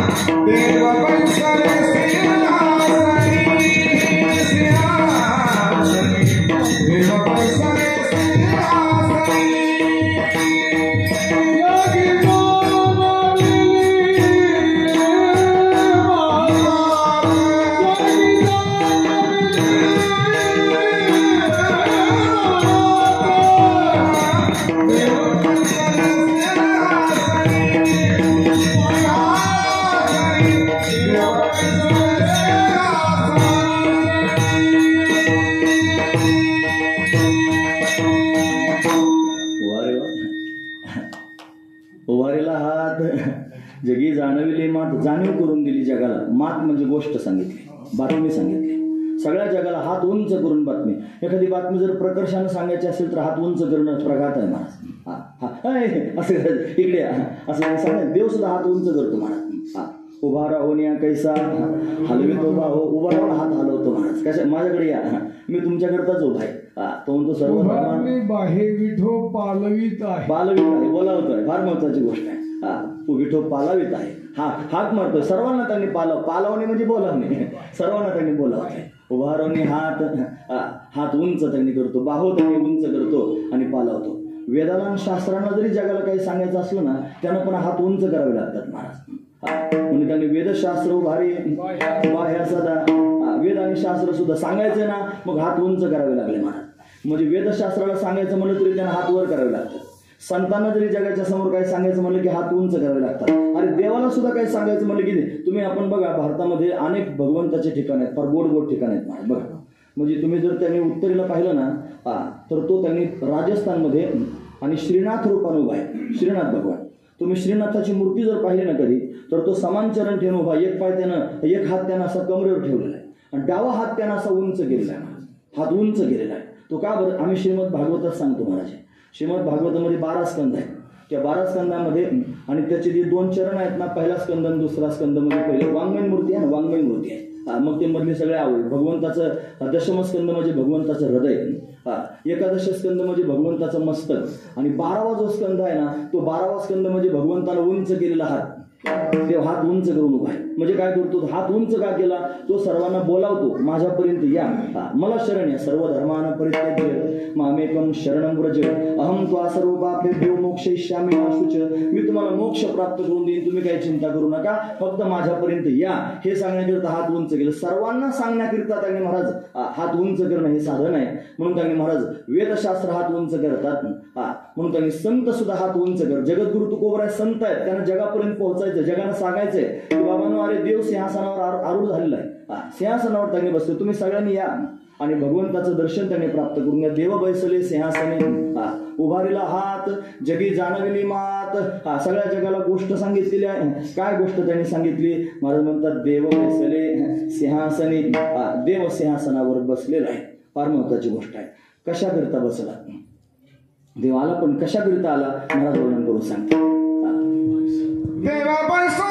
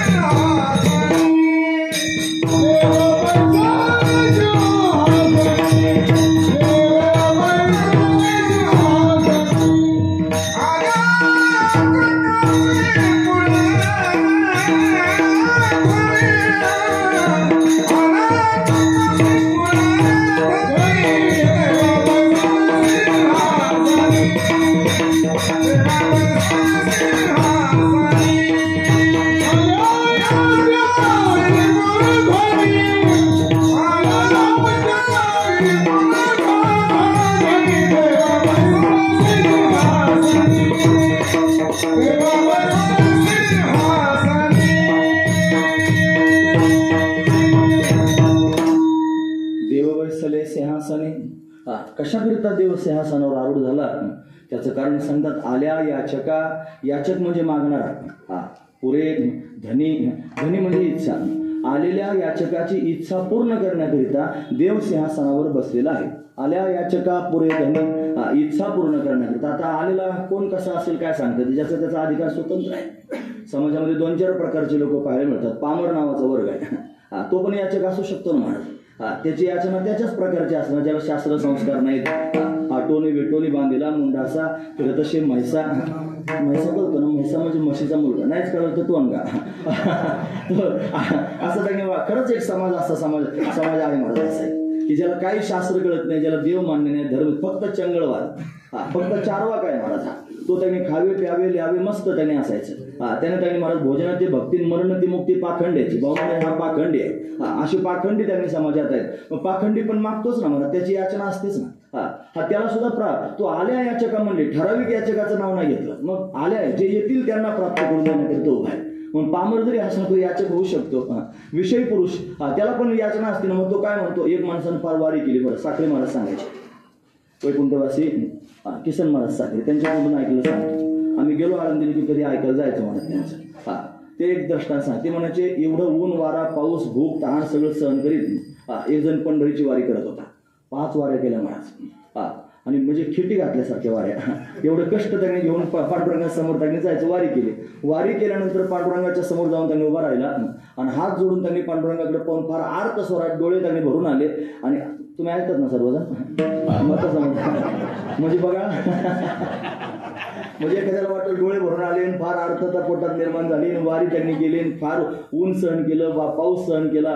वारीच्या काळात हे सगळं असतंच ना महाराज. थंडी सहन केली, जेवायला मिळालं नाही, झोपायची अवस्था, एवढे कष्ट घेतले महाराज. एवढे कष्ट घेऊन भगवंताच्या समोर जाऊन त्यांनी उभा राहिला, हात जोडले, किलकिल्या डोळ्यानं पाहायला लागला, आर्त भावनेने त्यांनी भगवंताशी बोलायला लागला. एक वाक्य उच्चारलं, कधी करशी लग्न माझे तुझं ठावे विठ्ठला. कशाच्या एवढ्या वाऱ्या केल्या, एवढे कष्ट घेतले. अरे एवढ्यात जर देवाला म्हणलं असतं देवा कधी भेटशील मला, तो प्रगट झाला असता. एवढे कष्ट घेतले. मग तू म्हणणं माझं लग्न त्यांनी होत नाही, कधी करशील लग्न माझे तुझं ठावे विठ्ठला. म्हणजे याचा अर्थ काय पोटातलं, मला त्यांनी बायको करायची. मुलगा व्हावा म्हणून. ते नरहरी महाराजांचं चरित्र आपण पाहतो ना. सोनार शेठ जे आले ते त्यांनी महाराज आले पांडुरंगाला साकडं घातलं, मला मुलगा व्हावा, आणि खरंच मुलगा झाला. ती कथा लांबलंच काय. म्हणजे देवाच्या समोर त्यांनी याचना घेऊन आलेला मनुष्य जो आहे तो जी याचना करील तो त्याला पूर्ण करून देत असतो. आल्या याचका पुढे धनी, त्याची सगळी इच्छा त्यांनी पूर्ण करायचं काम करतो. एखादा जर खरं आता विषय पुरुषाचं आपण पाहिलं की त्याने विषयाचीच अपेक्षा पोटात ठेवून अशा पद्धतीने धावतो. मुमुक्षू जर असला ना महाराज, साधक असला ना, की मग त्याला मोक्षाची अपेक्षा असते. मोक्ष काय असा रस्त्यात बाजारात मिळत नसतो. मोक्ष त्यांनी महाराज मिळवण्या, मुमुक्षू शब्द कळण्याकरिताच आमचे भाऊ म्हणायचे मोक्ष कळायला पाहिजे. तसा मुमुक्षू कसा कळेल? मोक्ष म्हणजे काय? म्हणजे कारण सवर्तमान जगताची निवृत्ती आणि ब्रह्मस्वरूपाची प्राप्ती. कारण सवर्तमान, कारण आहे अविद्या, अविद्येसह जगताची निवृत्ती. बाधच करून टाकायचा. बाध म्हणजे नाहीचा निश्चय, मिथ्या. असं हे जगत मिथ्या असं कळलं पाहिजे. सिद्धांत पण कळायला पाहिजे. सिद्धांत महत्वाचेच आहे. अर्ध्या श्लोकातच सिद्धांत सांगितले व्यासदेवांनी. हे श्लोकार्थ हे न प्रवक्ष्यामी यदुक्तम ग्रंथ कोटी कोटी ग्रंथांमध्ये जे सांगितलं ते मी अर्ध्या श्लोकात सांगतो म्हणले. ब्रह्म सत्यम जगन मिथ्या जीवो ब्रह्मैव नापरः. म्हणून त्यांनी सिद्धांत आहे, सिद्धांताची नजर असली पाहिजे. फार महत्वाची गोष्ट आहे महाराज. हे पण कळण्यासारखंच आहे. पण शेवटी सांगत जाऊ नये कीर्तनात, घोटाळा होतो.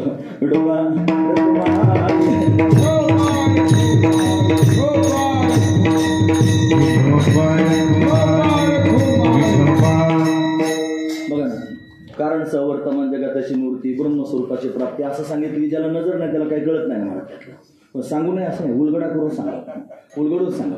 मोक्ष त्यांनी कळा. याला मोक्ष किंवा का आत्यंतिक दुःखाची निवृत्ती, परमानंद सुखाची प्राप्ती, याला मोक्ष. असा मोक्ष, या मोक्षाच्या प्राप्तीची इच्छा त्याला मुमुक्षुता म्हणतात. आणि ती ज्याच्या ठिकाणी असते त्याला मुमुक्षु असं म्हणतात. असा मुमुक्षु जर भगवंताच्या समोर गेला, आल्या याचक, तो पण याचक होऊ शकतो ना. तो म्हणतो देवा मला मोक्ष प्राप्त करून घ्यायचा आहे. कसा प्राप्त करून घेऊ? माझ्या सामर्थ्यानं मला प्राप्त करून घेता यायचं नाही. कारण काही गोष्टी दुर्लभ आहेत, मला भगवंताच्या अनुग्रहानंच प्राप्त होतात. विवेक चूडामणीमध्ये आद्य शंकराचार्य महाराज वर्णन करून सांगतात, हे दुर्लभम त्रयमेव तत् देवानुग्रह हेतुकम मनुष्यत्वम मुमुक्षुत्वम महापुरुष संशय. 3 गोष्टी दुर्लभ आहेत महाराज. त्यातलं मनुष्य शरीर दुर्लभ आहे, देवाच्या अनुग्रहानं प्राप्त होत असतंय. आपल्यावर देवाचा अनुग्रह झाला, प्राप्त झालं. ज्यार्थी आपण कीर्तनाला येऊन बसलो त्यार्थी आपल्याकडे मुमुक्षुत्व पण आलं, भगवंताचा अनुग्रह झाला. पण तो मुमुक्षुत्व जरी आपण धारण केलं तरी पण मोक्ष प्राप्त झाला पाहिजे. कोण प्राप्त करून देईल? म्हणजे महापुरुष प्राप्त करून देऊ शकतात. ते दुर्लभ आहेत. महापुरुष संशयात त्यांची संगती झाली पाहिजे, त्यांचा अनुग्रह झाला पाहिजे.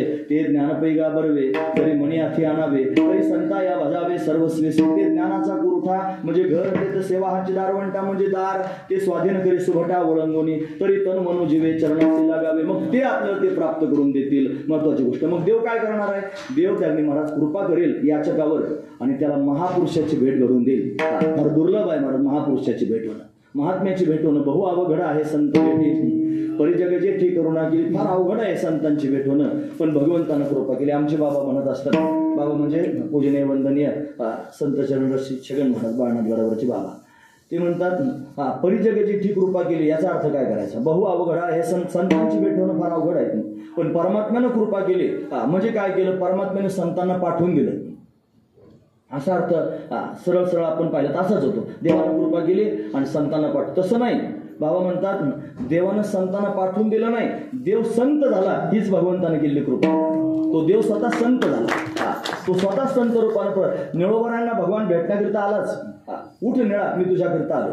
निळोबरा म्हणतात की निळा म्हणे आम्ही नोळख होचे देवा तो काय याचा धावा. हे लोक म्हणतात असं काय सांगतात. मला सांगताना म्हणले निळोबरा म्हणले जा आम्ही देवाला ओळखीत नाही. तसं नाही महाराज ते. मग निळा म्हणे आम्ही नोळख होचे देवा हे म्हणण्याचं तात्पर्य नामदेव महाराजांना भेटतच होतास ना. तू जेवत होतास, बोलत होतास, भांडणही करत होतास. भांडण सांगतो एक आम्हाला अजून 12 वाजेपर्यंत बोलायचं ना म्हणजे माझ्याकडे वेळ आहे.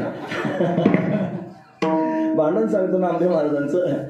भांडण त्यांनी असं होतं की गोनाई रागवली आणि रागवून त्यांनी पांडुरंगाला म्हणली काळ्या तुझ्यामुळे माझं पोरगं बिघडलं आणि बिघडलं सारखं शाळेत जात नाही, बाकीचं सगळं पाहत नाही, तुझ्या पुढेच येऊन बसतं. दुसरं काही काम धाम पाहत नाही, कोणाचं काही काम ऐकत नाही, त्याला नुसतं देवळच लागतं. काय पोरा लागली चट धन्यवाद देवळाची आम्हा पुढे नव्हते असे ह्याची पिसे निवडली असं त्यांनी महाराज जाऊन बसत होते. मग काय करायचं. तू त्याला वेळ लावलेलास पोराला. पांडुरंगाने ऐकून घेतलं म्हणे ही मला नाही त्या शब्दात त्यांनी बोलायला लागली. गेली निघून. ती निघून गेली आणि त्याच्यानंतर नामदेव महाराज आले आणि आल्याबरोबर देव रागावला.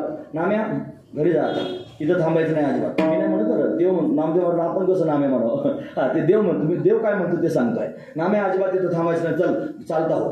तेव्हा तुला काय झालं. मला काय झालं ते मला बाकीचं माहित नाही, तू पहिला घरी जा. मी जाणार नाही म्हणलं, तू का जा म्हणतो मला आधी सांग. ते मी सांगणार नाही, तू पहिला घरी जा. देव रागावला आता नामदेव महाराजांवर. देवा रे असं करू नको, तुझ्याशिवाय मला कोणी नाही रे देवा, तू माझं सर्वस्व आहे, तू माझं जीवन आहे, असं करू नको ना देवा. असं म्हणून त्यांनी व्याकुळ झाले, काकुळते आले, कासवीस होऊन म्हणायला लागले. ते म्हणले तू काही कर, गाय माकडून रडला तरी चालेल, आता मी तुझं ऐकणार नाही, चल चालता हो. जाईन बरं का देवा खरंच. जा खरंच जाईन बरं का, जा म्हणे एकदाचा. जा म्हणलं की नामदेवाने पाठ फिरवली. नामदेव महाराज पाठ फिरवली की देवाच्या काळात दस्त झालं महाराज. नामदेव महाराज चालले, जा म्हणले जा. गाभाऱ्यातून बाहेर पाय टाकला, मग तो अजून कस तरी झालं. रंगशाळेपर्यंत नामदेव महाराज पळत गेले, अजून कस तरी झालं. महाद्वारापर्यंत गेले आणि महाद्वारातून आता बाहेर जाणार इतक्यात देवाला हाका, हे नामा अरे थांब ना, हे नामा अरे थांब ना. नामदेव महाराज आधी म्हणलं जा, आता थांब म्हणतो, आता नाही थांबणार. पळतच सुटले. देवाला एवढं वाईट वाटलं, महाराज विटेवरूनच उतरला आणि नामदेव महाराजांच्या मागे पळायला लागला. आणि पळत पळत त्यांनी महाराज वाळवंटापर्यंत नामदेव महाराज पळत गेले होते. तू जा म्हणतो ना, आता कधीच थांबणार नाही, चाललोच. थांब ना नामारे, असं काय करतोस, तरी थांबत नाही. मग काय केलं माहिती आहे, एकच आसरं होतं, तेवढंच आसरं वापरलं. तुला नामा थांब, तुला पुंडलिकरायांची शपथ आहे. पुंडलिकाची शपथ घातली महाराज. पुंडलिकाची शपथ घातल्याबरोबर थांबले नामदेव महाराज. छोटेसे होते ना, आणि हा देव त्यांच्या समोर अशा पद्धतीने गेला. आणि मग त्यांनी पाठ फिरवली होती ना, आता देवाकडे पाहायला लागले. नामदेव महाराज उभे आहेत ना. देवाने काय केलं माहिती आहे, 2 गुडघे जमिनीवर टेकवले आणि नामदेव महाराजांचं गाल असे आपल्या हातात धरले. नामा खरंच मला सोडून चालला होतास काय रे, असे शब्द त्यांनी उच्चारले. अनंत कोटी ब्रह्मांडाचं नायक आहे माझा भगवान. काकुळती येऊन रडायला लागला महाराज. नामा जाऊ नकोस नाही. कडकडून मिठी मारली देवाला. काय गोड असणार त्यांनी भाव असेल महाराज. किती प्रेम दोघांचं. जगाचा मालक प्रत्यक्ष प्रगट झाला, त्यांच्याशी बोलतोय, पण कळाला नाही. मुद्दा आहे महाराजा, कळाला नाही. म्हणून तर विसोबा काकांकडे पाठवलं.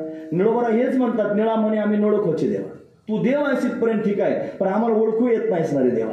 मग काय केलं पाहिजे, म्हणून तर तू काय याचा धावा करीत असतो. मग ते येतील आणि मला सांगतील, देव त्यांनी तुझ्या स्वरूपाचं ज्ञान प्राप्त करून देतील, म्हणून त्यांचा धावा करतोय. हा महत्वाचा. मग काय केलं, देव गेला म्हणले तुकाराम महाराजांना पाठवून दिलं. तसं नाही झालं. तो देव आणि तुकाराम महाराज काय दोन आहेत का महाराज. तुका भासला मानवी वेशधारी, परिहारीला विग्रही निर्विकार. तो निर्विकार असणारा परमात्माच तुका विष्णू नाही तुझा.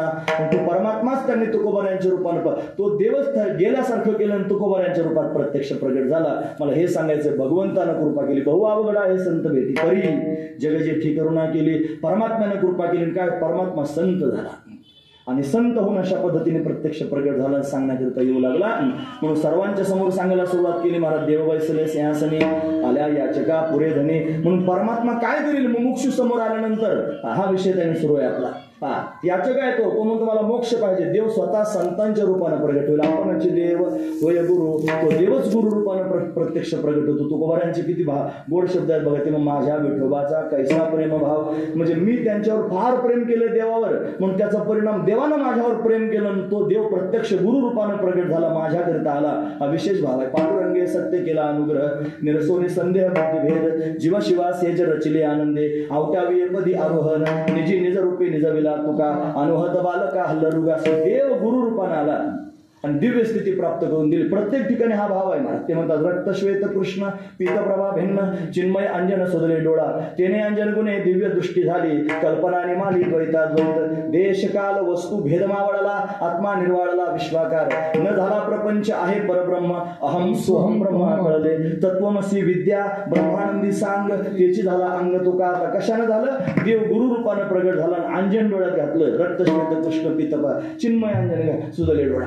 तो देव गुरुकृपा झाली. गुरुकृपेचा देवाला अवस्था प्राप्त झाली, देवानच प्राप्त करून दिलं. ते म्हणतात झाला प्रेतरूप शरीराचा भाव, लक्ष्यला ठाव स्मशानेचा, रडती रात्रंदिवस काम क्रोध माया, म्हणती हाय हाय यमधर्मा, वैराग्याच्या शेनी लागल्या शरीरा, ज्ञानाग्नी तो झाला ब्रह्मवेसी, दिली तिलांजली कुळनाम रूपासी, देह ज्याचा त्यासी समर्पिला, फिरविला घट फोडिला चरणी, महावाक्य ध्वनी बोंब झाली, तुका म्हणे रक्षा झाली आपे आप, उजळला दीप. अंधकाराने करा गुरुकृपा, गुरुची कृपा झाली म्हणजे परमात्मा गुरु रूपानं प्रत्यक्ष प्रगट झाला. मला हे सांगायचंय, मुमुक्षू जरी याचक होऊन भगवंताच्या समोर गेला, तो सिंहासनावर बसलेला आहे. याचकांची धनी म्हणजे इच्छा पूर्ण करण्याकरिता तयार आहे, आणि हा मुमुक्षू त्याच्या समोर गेला म्हणला देवा मोक्ष पाहिजे. मग काय करील? हा परमात्मा स्वतःच गुरु रूपानं प्रगट होईल. त्याला गुरु झाल्याशिवाय ज्ञान सांगता येत नाही. तो जगद्गुरु इथपर्यंत ठीक आहे. अर्जुन आता बाबांसमोर सांगायचं, त्यांनी गीता सगळ्या लोकांना सांगून टाकली. पण पहिल्या अध्यायामध्ये काही देव बोललाच नाही म्हणत, अजिबातच बोलला नाही. अर्जुनच फार पांडित्य अशा गोष्टी सांगत होता. मग एवढं सांगून त्यांनी म्हणत देव काहीच बोलत नाही. मग देवाला त्यांनी बोलण्याकरिता प्रवृत्त करत होतो. तो म्हणला कार्पण्य दोषोपहत स्वभाव पृच्छामिताम धर्मसम्मूढ चेता, अशीच माझी अवस्था आली. काय गुरुदेवा आता मला काही समजत नाही ना, मी तुझा शिष्य झालो. शिष्य असते हम शाधी मानताम प्रपन्न. मग तो शिष्य झाला, हात जोडून देवासमोर बोलायला लागला. देवच आहे, सांगितलं नाही त्याला काही. जेव्हा तो म्हणला ना मी तुझा शिष्य झालो, मग सांगायला लागला महाराज. मग एवढं सांगितलं ना की अर्जुनाच्या तोंडातून पोच पावतीच बाहेर आली. तुम्हाला नष्टो मोह स्मृतीला तत्प्रसादान्मय च्युत स्थितोस मेघ संदेह करिष्ये वचनम तव, म्हणून त्यांनी त्याला पावतीच देऊन टाकली. देवाला फार सांगितलं देवा तुझ्या सांगण्यानं त्याने नष्टो, मग माझा मोह नष्ट झाला, मला स्मृती प्राप्त, स्मृती लब्ध्वा तत्प्रसादान्मय च्युत. हे अच्युता तुझ्या प्रसादानं मला ही अवस्था प्राप्त झाली. म्हणजे देवानं दिलं, देवच देऊ शकतो. गुरु रूपानं प्रगट होऊन देतो. देव गुरु झाला म्हणजे मुमुक्षूचं कल्याण करण्याकरिता परमात्मा त्यांनी गुरु रूपानं प्रगट होत असतो. एखादा मुक्त पुरुष गेला, ज्ञानी पुरुष गेला, ज्ञानी काय मागेल? त्याला काय मागायचं शिल्लक राहिलं? ज्ञान खरं तर गुरुजी म्हणायचे ज्ञान म्हणजे काय रे, कांद्याचं का वांग्याचा, असा प्रश्न असायचा त्यांचा. ज्ञान म्हणजे काय? गुरुजी म्हणजे वैकुंठवासी रंगनाथ महाराज परभणीत ते म्हणायचे ज्ञान कशाचं, कांद्याचं का वांग्याचं? ज्ञान होणं काय एवढं सोपं असतं का महाराज? आपलं बोलायचंच फक्त ज्ञान ज्ञान म्हणून काय होईल? यांना सगळ्या अनेक मुमुक्ष आहेत, साधक आहेत, त्यांच्या समोर ते ज्ञान सांगतात. ही ज्ञान ही एक स्वसंवेद्य असणारी अवस्था आहे. मोक्ष ही एक अवस्था आहे, मोक्ष एक भूमिका आहे. ती त्या भूमिकेत जाऊन लोकांच्या समोर सांगतायत. मला कौतुक करून काही मोठेपण मिळवाय, मला काही अपेक्षा नाही महाराज. तुम्ही माझं कौतुक करावं, मी फार चांगलं बोललो, तुम्ही त्यांनी म्हणावं हे फार चांगलं बोलले, मला तशी काही अपेक्षा राहिलीच नाही. मला कशाचीच अपेक्षा नाही, म्हणजे ते मला कौतुक सांगायचं नाही. पण हा महत्वाचा मुद्दा आहे महाराज. आज समाजामध्ये आपण पाहतो कीर्तन त्यांनी होतात, लोकांच्या समोर बोलले जातं, पण तिथपर्यंत नेण्याचं जे साधन तोच सांगू शकतो जो अनुभवावर आरूढ झालेला आहे. फार महत्वाचं जो अनुभव संपन्न झाला. हे बघा महाराज आमचे भाऊ म्हणायचे ज्ञान कळण्याकरिता बुद्धी असावी लागते. बुद्धी जर नसेल तर ज्ञान कळायचं नाही. बुद्धीचे प्रकार सांगायचे. ते म्हणायचे कुशाग्र बुद्धी, कर्पूर बुद्धी, त्याच्यानंतर खोगीर बुद्धी, शेनी बुद्धी, मेनी बुद्धी, गौरी बुद्धी, अशा बुद्धीचे प्रकार सांगायचे. आता ते सांगायचं का वेळ माझ्याकडे राहिला नाही. बुद्धी ज्ञान कळण्याकरिता बुद्धी, ज्ञान पटण्याकरिता पुण्य असावं लागतं. पुण्य जर नसेल तर ज्ञान पटणारच नाही माझं. आणि भाऊ म्हणायचे बुद्धी असेल तर ज्ञान कळतं, पुण्य असलं की ज्ञान पटतं, आणि अधिकार असलं की ज्ञान झेपतं. जर अधिकारच नसला तर ज्ञान झेपेल कसं महाराज? म्हणून अधिकार त्यांनी त्यांचा तयार केलेला आहे. ते झेपून त्यांनी महाराज पुरुषार्थ सिद्धी 4 घेऊन या पुढे हाती त्यांनी हातात घेतलेली आहे पुरुषार्थ सिद्धी. म्हणून रिघाला भक्तिपंथी जगा देतो, म्हणून ती मोक्षाची सुडी बांधी करी अशी त्यांची अवस्था आहे. एखादा ज्ञानी पुरुष भगवंताच्या समोर गेला त्याला मागायचं काही शिल्लकच राहिलं नाही महाराज. काय मागेलो? ज्ञान म्हणजे काय हे आपण पाहत होतो. ज्ञान म्हणजे कांद्या वांग्याचं नाही. ज्ञान म्हणजे मी आत्मा आहे असं कळावंच, आणि आत्माच ब्रह्मरूप आहे असं कळावं. मी आत्मा ब्रह्मरूप आहे असा अद्वैत बोध प्राप्त व्हावा. ज्ञान हे भगवंताचं स्वरूपच आहे महाराज, महत्वाची गोष्ट आहे. म्हणून ते मी आत्मा ब्रह्मरूप आहे हे संतांच्या माध्यमातून का आत्मा तरी का म्हणावं, ते शरीर आहे ना महाराज, परिच्छिन्नत्व त्यांनी महाराज, म्हणून त्याला ब्रह्मच आहे पण त्याला आत्मा असं म्हणतात. नाव पडलं आत्मा, तो व्यापकच आहे सर्व ठिकाणी. म्हणून मी आत्मा आहे. हा, मी कसा आहे? नैनन छिन्नंती शस्त्राने नैनंद हती पावका न चैनन क्लेदियंती आपण शोषयती मारुत, असं आपलं स्वरूप आहे, कळालं पाहिजे. न जायते म्रियते वा कदाचन नायं भूत्वा भविता वा न भूयः अजो नित्य शाश्वतोयं पुराणो न हन्यते हन्यमाने शरीरे. शरीराचा नाश झाला ज्याचा नाश होत नाही तो मी आत्मा सच्चिदानंद घन आहे, आणि आत्माच ब्रह्म आहे, व्यापक आहे. हा महत्वाचा विचार. वेदामध्ये वाक्य सांगितले. वेदातल्या वाक्याला केवळ वाक्य असं म्हणतात. त्याच्यात दोन वाक्य, एक अवांतर वाक्य आणि एक महावाक्य. अवांतर वाक्य म्हणजे काय? ज्याच्यात फक्त जीवस्वरूपाचं, जगत स्वरूपाचं, ब्रह्मस्वरूपाचं वर्णन केलं ते अवांतर, फक्त जीवस्वरूपाचं वर्णन केलं अवांतर वाक्य. महावाक्य म्हणजे काय? ज्याच्यामध्ये जीव आणि ब्रह्म यांचं ऐक्य सांगितलेलं आहे. महावाक्य, 4 महावाक्य. तत्वमसी तत्वम असी अहम ब्रह्मास्मी अयम आत्मा ब्रह्म प्रज्ञानम ब्रह्म, असं त्यांनी महाराज 4 वाक्य. त्या 4 वाक्यातून अद्वैत बोध अशा पद्धतीने प्राप्त होतो. असा अद्वैत बोध प्राप्त झालेला, स्वरूपाच्या स्थितीवर आरूढ झालेला महापुरुष आणि भगवंताच्या समोर गेला. आणि तो भगवंताच्या समोर गेल्यानंतर त्याला काय मागायचं शिल्लक आहे महाराज, पण तरी पण मागतो. नाथ महाराज वारीला गेले आणि देवाच्या समोर उभे राहिले आणि देवाकडे डोळे भरून पाहिलं आणि पाहिल्यानंतर मागायलाच लागले डायरेक्ट. प्रेम सुख देई प्रेम सुख देई प्रेम सुख देई प्रेम सुख देई प्रेमाविन नाही समाधान प्रेम सुख देई, असं त्यांनी म्हणा. तुमचं फार ऐकावं वाटतंय मला, पण अजून 2 चरण अजून त्यांनी सोडायचे. त्याच्यापेक्षा तुमचं मला ऐकावं वाटतं याच्यापेक्षा तुम्ही ऐकतात हे जास्त चांगलं वाटतं. तुम्ही फार ऐकणार आहे तुम्ही ऐकणार आहे. आता तुम्ही कोण काय ऐकणार ते सांगा, तरी पण तुम्ही ऐकतात हे जास्त महत्वाचं आहे. असू दे. म्हणून प्रेमसुख दे, नाथ महाराज म्हणतात प्रेमसुख दे प्रेमसुख दे, प्रेमाविन नाही समाधान. ज्ञानी पुरुष सुद्धा त्यांनी महाराज मागू शकतो. नाथा घरची उलटी खून पाण्याला मोठी लागली तहान, म्हणजे वास्तव अभेदन कल्पित भेदाचा स्वीकार केला. आणि मग त्यांनी भगवंताचं भजन करायचं. बघ म्हणून अभेदोनी भेद राखियाला अंगी वाढावं या जगी प्रेमसुख, म्हणून अद्वैती तो नाही माझे समाधान गोड हे चरण तुझी सेवा. पण काय मागितलं? ज्ञानी पुरुष जर मागितलं काय मागेल महाराज? तो म्हणेल तुझी सेवा घडली पाहिजे. तुझं मनोभावे म्हणा तुझी सेवा करी मनोभावे, तुझी सेवा करी मनोभावे, तुझी सेवा करी मनोभावे, तुझी सेवा करी मनोभावे. माझी मन गोविंदी रंगले, माझी मन गोविंदी रंगले रंगले रंगले.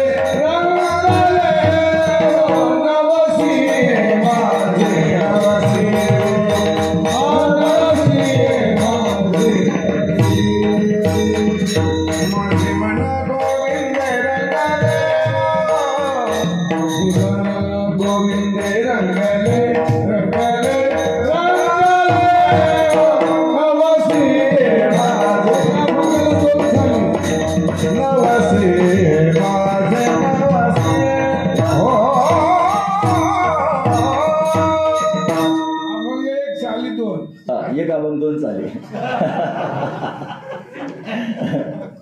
नवलाच आहे की नाही? तुम्हाला कळायचं नाही असले कोणते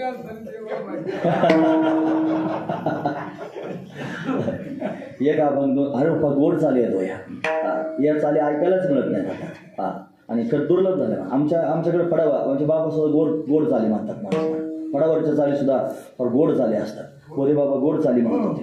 फार अप्रतिम त्यांनी चाली म्हणायचे. आता काल आम्ही नाशिकला कीर्तनाला गेलो होतो. तिथं सातपूरला अशोकनगर म्हणून, आणि बाबांकडे त्यांनी गायन शिकलेले विद्यार्थी होते. अशी गोड म्हणत होते महाराज, ना म्हणा ना म्हण. आणि कीर्तन झालं निघून आलो, पण फार गोड म्हणत होते. अप्रतिम ते ऐकतच राहावंच वाटतं. ते हिंगण चिंगणं आहे आमच्याकडं इकडचं थोडं तिकडचं थोडं काय करायचं मग त्याचं. पण ते जास्त शहाणपणा नाही केलेलं चांगलं. खरं सांगतो महाराज, मी म्हणतच नाही चालेल. मी कीर्तनाला उभं राहिलो की टाळते रूपाचा आबा मग तुम्ही म्हणा असं म्हणतो. मग ते मला नवीन चाल ऐकायला मिळते. गरजेपुरतं येते पण गरजेपुरतं बरं आहे तेवढंच पाहिजे.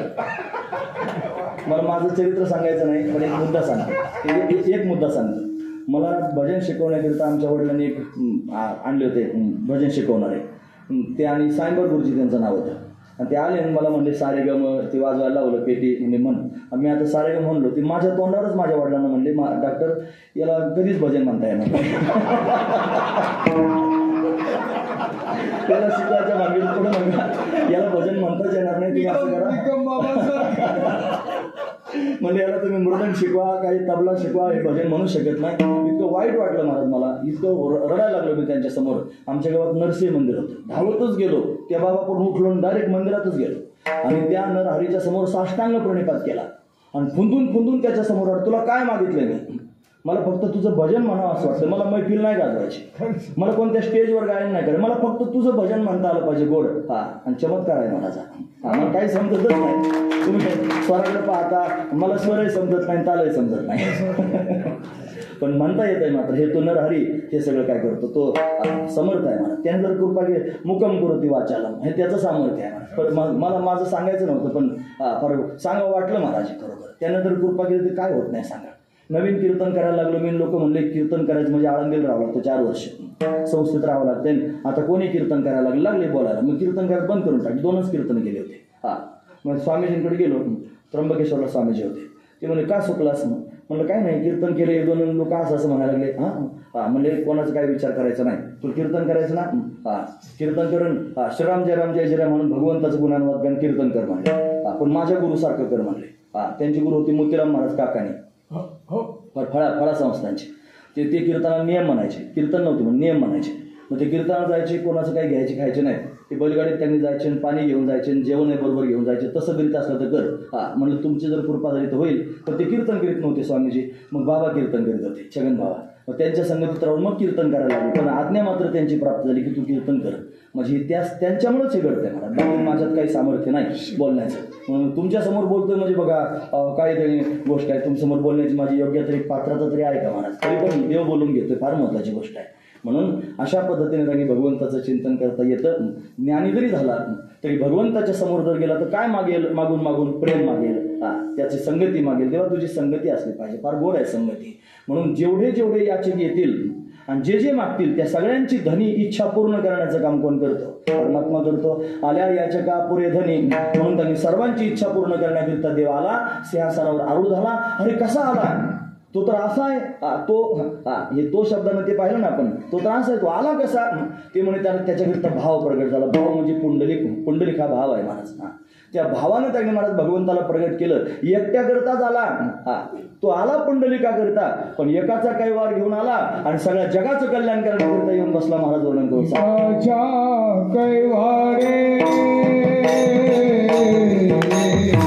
देव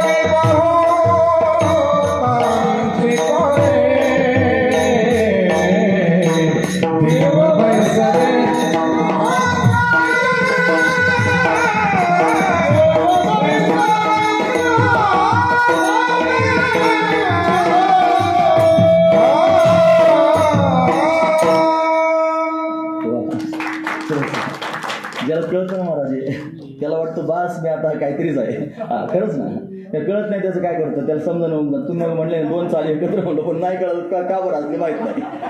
असं होतं ना, ज्याला नाही कळत त्याला नाहीच कळत महाराज. आमचे भाऊ एक दृष्टांत सांगायचे, फार चांगला गायक होता, त्याची मैफिल होती एका गावामध्ये. नाही बाबा,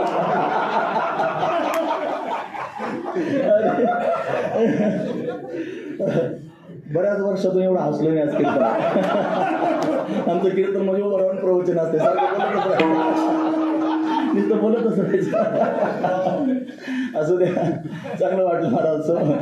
म्हणून एकाच्या काही वाडे उगवी बहुतांचे अनेकांचे कोडे, फार लोकांचा नको नको सांगू काय कायचं तुम्हाला सांगतोय का. मैफिल होती मला, त्याची खरंच मैफिल होती. तो रस्त्याने चालला होता आणि त्याला फार भूक लागली होती. शेतकरी, रात्रीची वेळ होती, शेतकरी आपला दारा धरीत होता, मक्याचं शेत होतं, तो दारा धरीत होता आणि याला भूक लागली होती. आता काय करू म्हणला, फार भूक लागली, मला गायन करायचं तिथं जाऊन. त्या शेतकऱ्याजवळ गेला आणि त्याला म्हणला की मला फार भूक लागली, म्हणलं तुमच्याकडे काही खायला आहे का. मला आहे ना, मी रानात आहे, मला इथं काय खायला नाही, कणसं आहेत. म्हणलं मग खातो का कणसं. खातो म्हणला कणसं. ते कणसं घेतले त्यानं, आपलं शेक काय करता तयार केलं, ते कणसं भाजले मला आणि कणसं भाजून त्याला खायला दिले. त्यानं खाल्ले म्हणा ते कणसं, आणि कणसं खाल्ले, त्याचं पोट भरलं, पण त्याला कृतज्ञ होता. कृतज्ञ नव्हता तो. म्हणला याने बिचाराने खायला दिलं, मला याला काहीतरी दिलं पाहिजे. आता गायक होता चांगला, फार सुंदर गाणार होता, दुसरं देण्यासारखं काय नव्हतं महाराज. फार महत्वाची गोष्ट आहे. मग काय द्यावं म्हणलं, मला गाता येते चांगलं, एक भजन तुला म्हणून दाखवतो, एक चीज तुला. मुरलिया धर धर श्याम लागलं म्हणाल त्याचं तो. असं गोड भजन म्हणायला लागला महाराज. आणि तो ते भजन म्हणता म्हणता आलाप द्यायला लागला, आणि एवढे आलाप द्यायला रंगून एकदम. त्याला वाटलं याला भरभरून द्यायचं आता. ऐकणाऱ्या माणसाला भरभरून द्या. त्याला काहीच समजत नव्हतं, त्याला त्यातलं कळ काहीच समजत नव्हतं. त्याला वाटलं आतापर्यंत हा माणूस चांगला होता.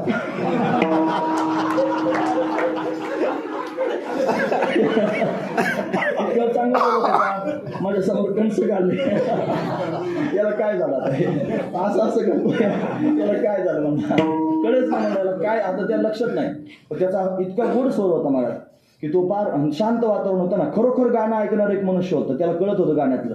तो पळत सुटला तिथून, कोण एवढं सुंदर गात आहे. घाईघाईने त्याला पाहण्याकरता फार दुरून आला मला. तोपर्यंत यानं विचार केला होता याला काहीतरी होतंय, त्याला काहीतरी औषध दिलं पाहिजे, इलाज केला पाहिजे. मला नक्कीच कणसं खाल्ल्यामुळे पोटात दुखतंय मला, काय केलं पाहिजे. मग ते त्यांनी ठरलं होतं, एक सळई घेतली, त्या झगड्यात घातली मला. ती कणसंच भाजली होती आणि त्याच्यातच घातली ती सळई. त्याला माहित होतं आमच्याकडे एक माणूस आहे, तो काय करतो, गुडघे दुखले की डाग देतो, पोट दुखले की डाग देतो. याचं पोट ज्या काय लागलं त्यात ते डाग दिला पाहिजे.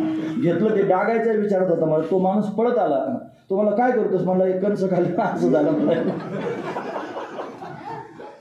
मग काय करणार म्हणजे डागायचे मला. आता तुम्हाला थांब, मला एक मंत्र येतो, मी सांगतो त्याच्या कानात. मला रेड्या कोणासमोर गातोस, कोणासमोर गातोस. अरे डागायला निघाला, जागा हो. त्याने डोळे उघडले महाराज पटकन, नाही तर डागला असतं थोड्या वेळात. ज्याला समजत नाही त्याच्यासमोर का गाणं म्हणजे डागण्यासारखंच आहे महाराज. म्हणजे ज्याला कळतं ना महाराज, बास. खरं सांगू का, हे तुमचं गाणं ऐकण्याकरिता पांडुरंग तरसत असेल. तो सुद्धा त्याला हेच आवडतं. त्याला दुसरं काही आवडत नाही. तुम्ही भावयुक्त अंतकरणानं गाताना, तुम्ही चरण म्हणत असताना नुसतं त्यांनी चाल म्हणून चरण म्हणणं वेगळं, आणि ते म्हणता म्हणता त्यात भाव प्रगट होणं वेगळं. महत्वाची गोष्ट आहे. तुम्ही भाव प्रगट करून त्यांनी म्हणताना, म्हणून देवाला सुद्धा आवडत असेल मला. ते देवाला आवडावं याच्याकरताच रोज भावा कीर्तना सांगतो. बरं, खोटं नाही. मला असं वाटतं कंबर बांधून मी कीर्तन करतो ना, तुम्हाला चांगलं वाटावं म्हणून नाही, मी देवाला चांगलं वाटावं म्हणून केलं पाहिजे. यांनी गायन केलं पाहिजे. ते देवाला, ते पोरं असतात ना बऱ्याच वेळेला, तुम्हाला कसं सांगू, पण पोरांना सांगत असतो, पोरांनो तुम्ही जर भजन म्हणताना तुमच्या मनात एक पक्का भाव ठेवा. यांना नाही प्रसन्न, हे प्रसन्न होऊन काय करतील महाराज, हे काही सर्टिफिकेट देतील का काय, यांच्या सर्टिफिकेट यम मागं जाईल का, काय होणार नाही. हे यम म्हणून त्यांना घ्या बरोबर, काय होईल म्हणून यांच्या सर्टिफिकेट काय होतं. मग देव कीर्तनात उभं राहून त्यांनी गायला लागलं की दुसरा काहीच विचार डोळ्यासमोर आणायचं नाही. मी देवाकरता गातो, तेवढं जर पोटात तयार झालं ना तर देव ऐकण्याकरता तरसतो महाराज. खरोखर हे वेगळं साधन आहे, स्वतंत्र साधन आहे. हे वाजवतात नाही, पोरगा वाजवतो ना, याने किती वेळा ऐकलं असेल, त्याच्यासमोर किती वेळा. मग तुझे बोटं पडतात ना महाराज, ते हे बोटं देवा करतात त्यांनी पडते. जेव्हा ते खुरकुर खुरकुर खुरकुर वाजवलं तर देव तेव्हा असं असं करून नाचतो महाराज. फार महत्वाची गोष्ट आहे. म्हणून हे देवाकरता असलं पाहिजे, फार चांगलं आहे महाराज. म्हणून कधी हो त्याचं दर्शन झालं पाहिजे ना महाराज, कधीतरी आलं पाहिजे आणि दिसलं पण पाहिजे, प्रत्यक्ष प्रगट झालं पाहिजे, त्याची भेट झाली पाहिजे. तुम्ही म्हणाल कसं काय सगळीकडे व्यापक आहे हे लोकांना त्यांनी सांगताना कानाकानात भरला सर्वम खलिदन ब्रह्मन एकमेवाद्वितीयम ब्रह्मन हे सगळं सांगायला लागले तो आला पाहिजे तो मग ज्ञानोबर काय वेडे होते का ते म्हणतात गाते श्रुते आणि पाहते चतुर्विनोदी दुष्यिते सोहम भावी पूर्ण ज्ञाते या सकळा ते विनवणी करा विठ्ठल स्मरण विठ्ठलाचं स्मरण करा तो त्यांनी नामरूपी अनुसंधान भक्ता भवलक्षण जगन प्रमाण दावितो त्याचं चिंतन करा फार महत्वाची गोष्ट आहे म्हणून तो परमात्मा आपल्याकरिता त्यांनी आला एकाच निमित्त करून आला महाराज तो आपल्याला भेटणार आहे लक्षात ठेवा तुम्ही आपल्याला त्याची जर नाही भेट झाली मग काय उपयोग आहे हे सगळं करून रोज गण लावायचं रोज त्यांनी धोतर लावायचं फेटा बांधायचं कंबर बांधायचं लोकांसमोर सकाळ संध्याकाळ सकाळ हे म्हणतात तुम्हाला तलब झाली हे म्हणतात तलब झाली तुम्हाला कीर्तनाची तलबच होते मला काय करायचं नाही नसलं कीर्तन की उचलून टाकल्यासारखं होतं हे की नाही म्हणजे त्याच्याकरताच आहे नाही भेटला मग काय करायचं मला फार महत्वाची गोष्ट आहे तो भेटलाच पाहिजे मला म्हणतात तलब झाली त्यांची प्रकृती खराब आहे महाराज चांगली नाही प्रकृती तरी सुद्धा मी आता या 8-15 दिवसात 2-3 वेळा भेटलो म्हणजे राहवत नाही पोटामध्ये खरं सांगतो हे आत्माराम महाराजांचं नाव मग सांगितलं की नाही मी त्यांचं एवढं वय झालं होतं मला कीर्तन करण्या बोला शब्द निघत नव्हतं तोंडातून आणि ते तरी सुद्धा त्यांनी म्हणायचं मलाच कीर्तन करायचं आणि त्यांना द्यावंच लागेल लोकांना शब्द सुद्धा समजत नव्हता पण तरी त्यांना कीर्तन करण्याची उर्मीच पोटात होती कोरेकर बाबांचं कीर्तन तुम्ही ऐकता की नाही बऱ्याच वेळा शब्द उलगडत नाही पण तरी सुद्धा कीर्तन करायची उर्मी मात्र पोटामध्ये फार गच्च भरी का देव ऐकतो ना महाराज त्याच्याकरिताच ह्या सगळ्या गोष्टी आहेत मोठी असणारी गोष्ट असू द्या पुंडलिकाकरिता परमात्मा प्रगट झाले एकाच्या काही वाडे बहुतांचे कोडे म्हणजे सगळ्यांचे त्यांनी साकडे भगवान घालवण्याकरिता उभा आहे आणि म्हणून त्यांनी महाराज हा परमात्मा उभा आहे आपल्याकरिता आलेला आहे हा सर्वांच्या इच्छा पूर्ण करण्याकरिता उभा आहे आपण काय केलं पाहिजे त्याच्यापर्यंत गेलं पाहिजे म्हणून त्यांनी महाराज हे मी सांगण्याकरिता आलोय तुकोबाराय म्हणतात जीवाच्या समोर सांगतात आणि देवाच्या पण समोर जाऊन सांगतात देवा हे बघ मी सगळ्या लोकांना सांगायला निघालोय की तू विटेवर उभा राहिलास तू सिंहासनावर बसलास सगळ्यांची इच्छा पूर्ण करणार आहेस सगळ्यांना सांभाळ सगळ्यांना भेटण्याकरिता ये असं त्यांनी मी लोकांना सांगणार आहे मग देवाला जाऊन सांगतात की तुझं नाव घ्यायला सांगणार आहे आता तू जर नाही सांभाळलं तर मग आमचं कसं होईल म्हणजे नामाचे चिंतन प्रकट पसारा असाल ते करा जेथे तेथे सोडविन माझा स्वामी निश्चयसी प्रतिज्ञा आहे दासी दिल्या आम्ही दासांनी अशी प्रतिज्ञा केली आहे तुम्ही नामाचं चिंतन करा माझा स्वामी तुम्हाला सोडवण्याकरिता येईल कोण सांगतंय आम्ही सांगतो कोणाच्या जीवावर तुझ्या जीवावर सांगतो आणि तू जर नाही त्यांनी आला त्यांना सोडवण्याकरिता मग काय करायचं मग देवाला दम भरून येतात हे बघ चाललोय त्यांच्या समोर सांगण्याकरिता चाललोय आणि देवाला सांगून लोकांच्या समोर येतात समाजाच्या समोर आणि जीवाला सांगतात हे बघा देवाने मला पाठवलंय कशाकरिता तो का म्हणे माझं धारले निरोपा मार्ग सोपाय म्हणून कास घालून बळकट झालो कळीकळावरी नीट केली पाय वाट भव सिंधुरुनी यारे यारे लहान थोर याती भरते नारी नर करावा विचार न लगे चिंता कवनाची असं सर्वांना एकत्र करायचं काम सुरू झालं आणि सर्वांना त्यांनी महाराज मोडून या वाटा सूक्ष्म दुस्तर केला राज्यभार चाले ऐसा सूक्ष्म वाटा कर्माची वाट ही सूक्ष्म आहे महाराज मग ते कोणाला कळत नाही महाराज योगाची वाट दुस्तर असणारी वाट आहे श्रुतिर्वी भिन्ना स्मृतयस्य भिन्ना नैको मुनिर्यस्य वच्च प्रमाणम धर्मस्य तत्वम निहितो गुहायाम महाजनो येन गतस्य पाता महाजन ज्या मार्गाने गेले त्या मार्गाने गेलं पाहिजे सूक्ष्म वाटा आहे आपल्याला कळत नाहीत दुस्तर वाटा पण आपल्याला कळत नाहीत महापुरुषांच्या मागे जर गेलो तर आपल्याला निश्चित मार्गाने जाता येऊ शकतं तुकोबारा येत नाही महापुरुष आहेत सांगण्याकरिता येतात लोकांच्या समोर सांगतात बाबांनो अरे देव विटेवरती उभा आहे सिंहासनावर आरूढ झालेला आहे आपल्याकरिता आला बघा ना देवाकडे पण गेले देवाला सांगितलं जीवाकडे पण आले जीवाला सांगितलं मध्यस्थी करता संत आहेत एवढंच सांगून थांबतो एवढं सांगतो संत आहे भाऊ म्हणायचे भाऊ फार गोड व्याख्या करे संतांची संत म्हणजे काय म्हणजे जे कृपाळू असतात कृपा करतात त्यांना संत म्हणायचं विनोदाचा भाग म्हणून सांगू का बाबांकडं हे बसले ना महाराज हे बाबांचे नातू आहेत पूजनीय वंदनीय संत चंद्र छगन महाराज बाणागडावरचे बाबा त्यांचे नातू आहेत महाराज हे आपल्याबरोबर त्यांनी असतात आणि चिंतन पण करतात संस्थेमध्ये त्यांना जायचं पण तिथं 8 आहे आता 12वी झाल्यानंतर त्यांनी येतात म्हणून थोडं थांबवलंय तोपर्यंत आमच्याबरोबर राहतील बाबा याच वयामध्ये 11वीला असताना बाबांकडे गेलो होतो छगन बाबांकडे आणि गेलो काय म्हणलं माहिती आहे का फक्त बावळट पण आपला त्यानं म्हणलं बाबा मला संत व्हायचं आहे नाथ महाराजांचं आमच्या आजोबा फार भागवत वाचायचे मग ते भागवतात नाथ महाराजांचं सांगायचे फार ते मला लहानपणापासूनच ते त्यांचं मला ऐकायला मिळालं होतं ते मग त्या मला संत व्हायचे म्हणजे संत म्हणजे काय आधी सांग मग मी तुला सांगतो संत कसं व्हायचं म्हणलं ते नाही माहित मला मग त्यांनी मला बरंच समजून सांगितलं ते समजण्यासारखं वय पण नव्हतं महाराज पण बरंच काही समजून सांगितलं मग एकच वाक्य सांगितलं तुला काही समजत नसेल एक लक्षात ठेव जे संत झालेले आहेत ते संत आहेत त्यांची धावपळच नाही काहीच मिळवायचं राहिलं नाही काही अपेक्षा राहिली नाही काही ओढाताण राहिली नाही काहीच नाही करत देवाकडे सुद्धा काहीच मागायचं नाही त्याच्यापेक्षा पुढचा मुद्दा जर पाहायचा असेल ना तर माझे लेखी देव मेला असं त्याला असेल. अशी अवस्था झाली आणि काहीच करायचं राहिलं नाही. मग जगाच्या हिताचा विचार करतात ते संत आहेत. पण संतांची व्याख्या करायची असेल, भाऊ व्याख्या करायची ते म्हणजे जे कृपा करतात ते संत. एवढं जर व्याख्या जर करायची असतील, लक्षण करायचं निर्दिष्ट असलं पाहिजे. त्याच्यामध्ये त्यांनी अतिव्याप्ती, अव्याप्ती, असंभव, दोष नसले पाहिजे. दोषरहित असणं लक्षण असलं पाहिजे. मग लक्षणच करायचं, मग अतिव्याप्ती नाही झाली पाहिजे. म्हणजे कृपाळू असतात त्यांना संत म्हणा. कृपाळू सज्जन, तुम्ही संत जनते म्हणजे कृपाळू आहेत त्यांना संत म्हणा. पण त्याची अतिव्याप्ती आईबापावर होते ना. आईबाप पण कृपा करतात ना. लहानचं मोठं करतात, शिक्षण करतात, नोकरी लावून देतात, बायको करून देतात, मुलं झालगी सांभाळतात, घरदार बांधून कृपाच करतात म्हणा ते. मग हे माझे संत आई वडील असं कोणी म्हणतं का? त्याची अतिव्याप्ती आई वडिलांवर जाऊ शकते. मग ते अतिव्याप्ती गेली म्हणून दुसरं त्यांनी मला त्याच्यात पद घातलं. म्हणजे कृपाळू असावे तिथपर्यंत ठीक आहे. फक्त कृपाळू आहेत ते संत नाही, ते अनावृत्त असले पाहिजे. मायबापे पिंड पाळ्याला माया, माया म्हणून त्यांनी ती सांभाळतात. आज्ञाने येतात, आज्ञानाच्या आवरणानं अनावृत्त असले पाहिजे. म्हणजे कृपाळू तत्वे सती, अनावृत्त तत्वे सती. म्हणजे अनावृत्त पण असला पाहिजे, आवरण रहित त्यांनी स्थिती. संत कसा असावा? अनावृत्त असावा. आणि त्याच्यापेक्षा पुढचा मुद्दा सांगितला, हितप्रापकत्वम. तो त्यांनी कृपाळू असावा, अनावृत्त असावा आणि स्वतःहून हित करून देणारा असावा. म्हणजे त्यांनी अनावृत्त आहे, मग त्याची अतिव्याप्ती झाली वेदावर. वेद अनावृत्त आहे, सर्वज्ञ आहे महाराज. वेद सर्वज्ञ आहे, त्याच्यावर काही आवरण नाही असा असणारा वेद आहे. वेदावर अतिव्याप्ती झाली. पण वेद असा आहे महाराज, तो त्यांनी जगाचं कल्याण करू शकतो. नाही गा श्रुती पर्वती माऊली जगा, हितापासून काढती, हित देवणी वाढवती, सगळी प्रमाण आपल्याला माहिती आहे. वेद कृपा करतो, पण आपल्याला वेद शिकावा लागतो. आपल्याला वेदापर्यंत जावं लागतं. वेद आपल्यापर्यंत येत नाही. महत्वाचा विचार आहे. मग ते कृपाळू पण असावेत, ते अनावृत्त पण असावेत आणि स्वतःहून आपल्यापर्यंत येणारे असावेत. ते संत आहेत. मग कृपाळू तत्वे सती, अनावृत्त तत्वे सती, हित प्रापकत्वम संतत्वम. संत म्हणजे काय? जे त्यांनी स्वतःहून हित करून देतात ते संत आहेत. खरं तर ते हित करून देण्याकरिता वरून खाली येतात. ब्रह्ममूर्ती संत जगी अवतरले. अवतरणं म्हणजे त्यांनी वरून खाली येणं. तृ नावाचा धातू आहे की नाही, त्याच्यापासून तरती असा शब्द तयार होतो. त्याला आवहाव उपसर्ग लागला की वरून खाली येणं असा अर्थ तयार होतो. वरून खाली येतात संत. त्यांनी ते त्यांच्या स्थितीत आहेत, ब्राह्मी स्थितीमध्ये मस्त आहेत महाराज. गंगा जशी वाहते ना, गंगेकडे 3 गुण आहेत महाराज. लक्षपूर्वक आहे का? बरोबर वेळेत थांबतो, चिंता करू नका. 3 गुण आहेत गंगेकडं. ती गंगा सुलभ झाली, सुलभत्व.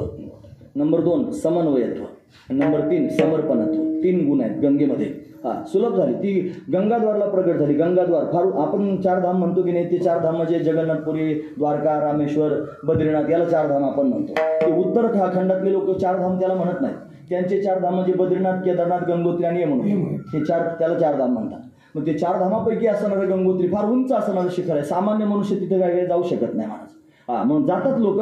आपण फार कष्ट आहेत जाण्याकरता. मग एवढ्या कष्टात गंगा जर पाहायची असली, गंगेला भेटायचं, लोकांना कसं जाता येईल? गंगेनेच विचार केला, एवढ्या उंच खाली आलं पाहिजे. मग ती सुलभ झाली, वरून खाली आली महाराज. हरिद्वारमध्ये आली. हरिद्वारला जाता येतं ना, रेल्वेत बसलं की गेले हरिद्वारला, लगेच हरिद्वारला जाता येऊ शकतं. सुलभ झाली गंगा, सुलभ झाली. फक्त सुलभ झाली असं नाही, समन्वयत्व. ती येताना त्यांनी बऱ्याच नद्यांना पोटात घेऊन आली महाराज. ती त्यांनी बरेच प्रयाग आहेत. नंदप्रयाग, रुद्रप्रयाग, देवप्रयाग. प्रयाग म्हणजे संगम. तिकडं प्रयाग म्हणतात, संगमाला प्रयाग म्हणतात. आपल्या महाराष्ट्रात संगम म्हणतात. खाली कर्नाटकात गेले तर त्याला कुडली म्हणतात. कुडली म्हणजे संगम. मग संगम ती अनेक नद्यांना पोटात घेऊन निघाली. ती फक्त असं नाही म्हणजे ही नदी आहे, नदीला पोटात घेतलं, ती ओढ्याला पोटात घेतलं. त्याच्यापेक्षा खाली येऊन सांगतो, गटार व्हायला लागली गावगावची आणि गंगा व्हायला लागली. ती गटार गंगेत नेऊन सोडली. गटार सुद्धा स्वीकारली मला. समन्वयत्व, सगळ्यांनाच पोटात घेतलं. आता गटार गंगेत त्यांनी मिळाली आणि थोडी पुढे वाहत गेली. गटार कोणी म्हणेल का महाराज? गंगाच करून टाकलं, स्वतःशी एकरूप करून टाकलं. एवढा महत्वाचा विचार आहे. सुलभ झाली, समन्वयत्व म्हणजे सगळ्यांना पोटात घेतलं. आणि त्याच्या पुढचा मुद्दा, वाहत वाहत समुद्रापर्यंत गेली. समुद्रच आहे पण त्याला सागर म्हणतात, गंगा सागर म्हणतात ना. सगर राजाची मुलं त्यांनी 60,000 होते आणि त्यांचा उद्धार तिथं झाला समुद्राच्या तटावर. म्हणून समुद्राला नाव पडलं सागर. तिथं त्यांनी महाराज समुद्रापर्यंत अशा पद्धतीने जाऊन पोहोचली. समुद्राशी जाय आप गंगेचे जय, म्हणून त्यांनी पीडित पाप ताप पोखित तिरीचे पादप असे आपण प्रमाण पाहतो. ती समुद्राला त्यांनी गंगा जाते आणि समर्पित होते. समर्पित होते. हे 3 मुद्दे काय सांगितले? गंगेमध्ये जसं सुलभत्व आहे, गंगेमध्ये जसं समन्वयत्व आहे आणि गंगेमध्ये जसं समर्पणत्व आहे, तसे 3 गुण संतांमध्ये आहेत. जसेचे तसेच. हे संत सामान्य नाहीत, ते देवाला सुद्धा कळत नाहीत महाराज. असे असणारे संत आहेत. ते संत आपल्याकरता सुलभ झाले. सुलभत्व. या संतांनी आपल्यासारखे सगळे पोटात घेतले. कोणाचाच त्याग नाही केला महाराज. जे येतील त्यांचा स्वीकार केला. खटनट यारे, शुद्ध होणी जारे, दौंडीपिटी भावे, चोखा मेळा. पण सगळ्यांनाच पोटात घे. सगळे चांगलेच असतात थोडेच आहेत महाराज. सगळ्यांना पोटात घेतलं, समन्वयत्व. आणि एवढं करून सुद्धा त्यांनी मला समर्पणत्व, एवढा सुद्धा फुगा आला नाही, एवढा सुद्धा अभिमान नाही, एवढा सुद्धा मोठेपण लोकांसमोर सांगितलं नाही. समर्पित झाले, स्वरूपाच्या ठिकाणी स्थिर राहिले, स्वरूपाची वृत्ती सोडलीच नाही. मला अखंड स्वरूपाकार. शुकाचार्यांनी भागवत कथा सांगितली राजा परीक्षिताच्या समोर. म्हणतात भाऊ म्हणायचे, शुकाचार्य महाराज असे होते, गायीच्या शिंगावर मोहरीचा दाना जेवढ्या वेळ राहतो ना तेवढ्या वेळ सुद्धा ब्राह्मी स्थितीला सोडून राहत नव्हते. गाय म्हणजे गावरान गाय डोळ्या पुढाण्याची, जर्सीच्या शिंगावर जर ठेवलं तर 2-3 तास राहील. म्हणून गावरान गायच्या शिंगावर मोहरीचा दाना जेवढ्या वेळ राहतो तेवढ्या वेळ सुद्धा ब्राह्मी स्थिती सोडून राहत नव्हते. असे त्यांनी शुकाचार्य होते. म्हणतात कोणाला सापडायचे गोद होऊन काल मात्र एका जागा सापडत होते, ते थांबले आणि कृपा केली राजावरती. अशी स्वरूपाच्या वृत्तीमध्ये त्यांनी कायम स्वरूपी स्थिर आहेत आणि ते कल्याण करण्याकरिता आलेले आहेत. म्हणून ते संत आहेत म्हणा. जगद्गुरु तुकोबाराय असेच आहेत म्हणा. जगाचं कल्याण करण्याकरिता आले. जगाच्या समोर त्यांनी डंका वाजवून सांगायला लागले, हात उंच करून उभारला, हात जगी जाणविले मात देव बैसले, अरे देव सिंहासनावर बसले आल्या याचका पुरे धनी. याचकांना त्यांनी इच्छा पूर्ण करण्याकरिता आले. अरे पुंडलिकाचं निमित्त करून एकाच्या काय वाढे, अनेकांचं कोडं त्यांनी अशा पद्धतीने सोडवण्याकरिता देव भाय मी काम करण्याकरिता आलोय, दोन्ही ठिकाणी चुकत नाही. देवाला सांगून आलोय तुमचं कल्याण करा, तुम्ही भगवंताचं भजन करा, आपलं कल्याण करून घ्या, दोही ठाई तुका. काय करत नाहीत महाराज वर्णन करून सांग. दोही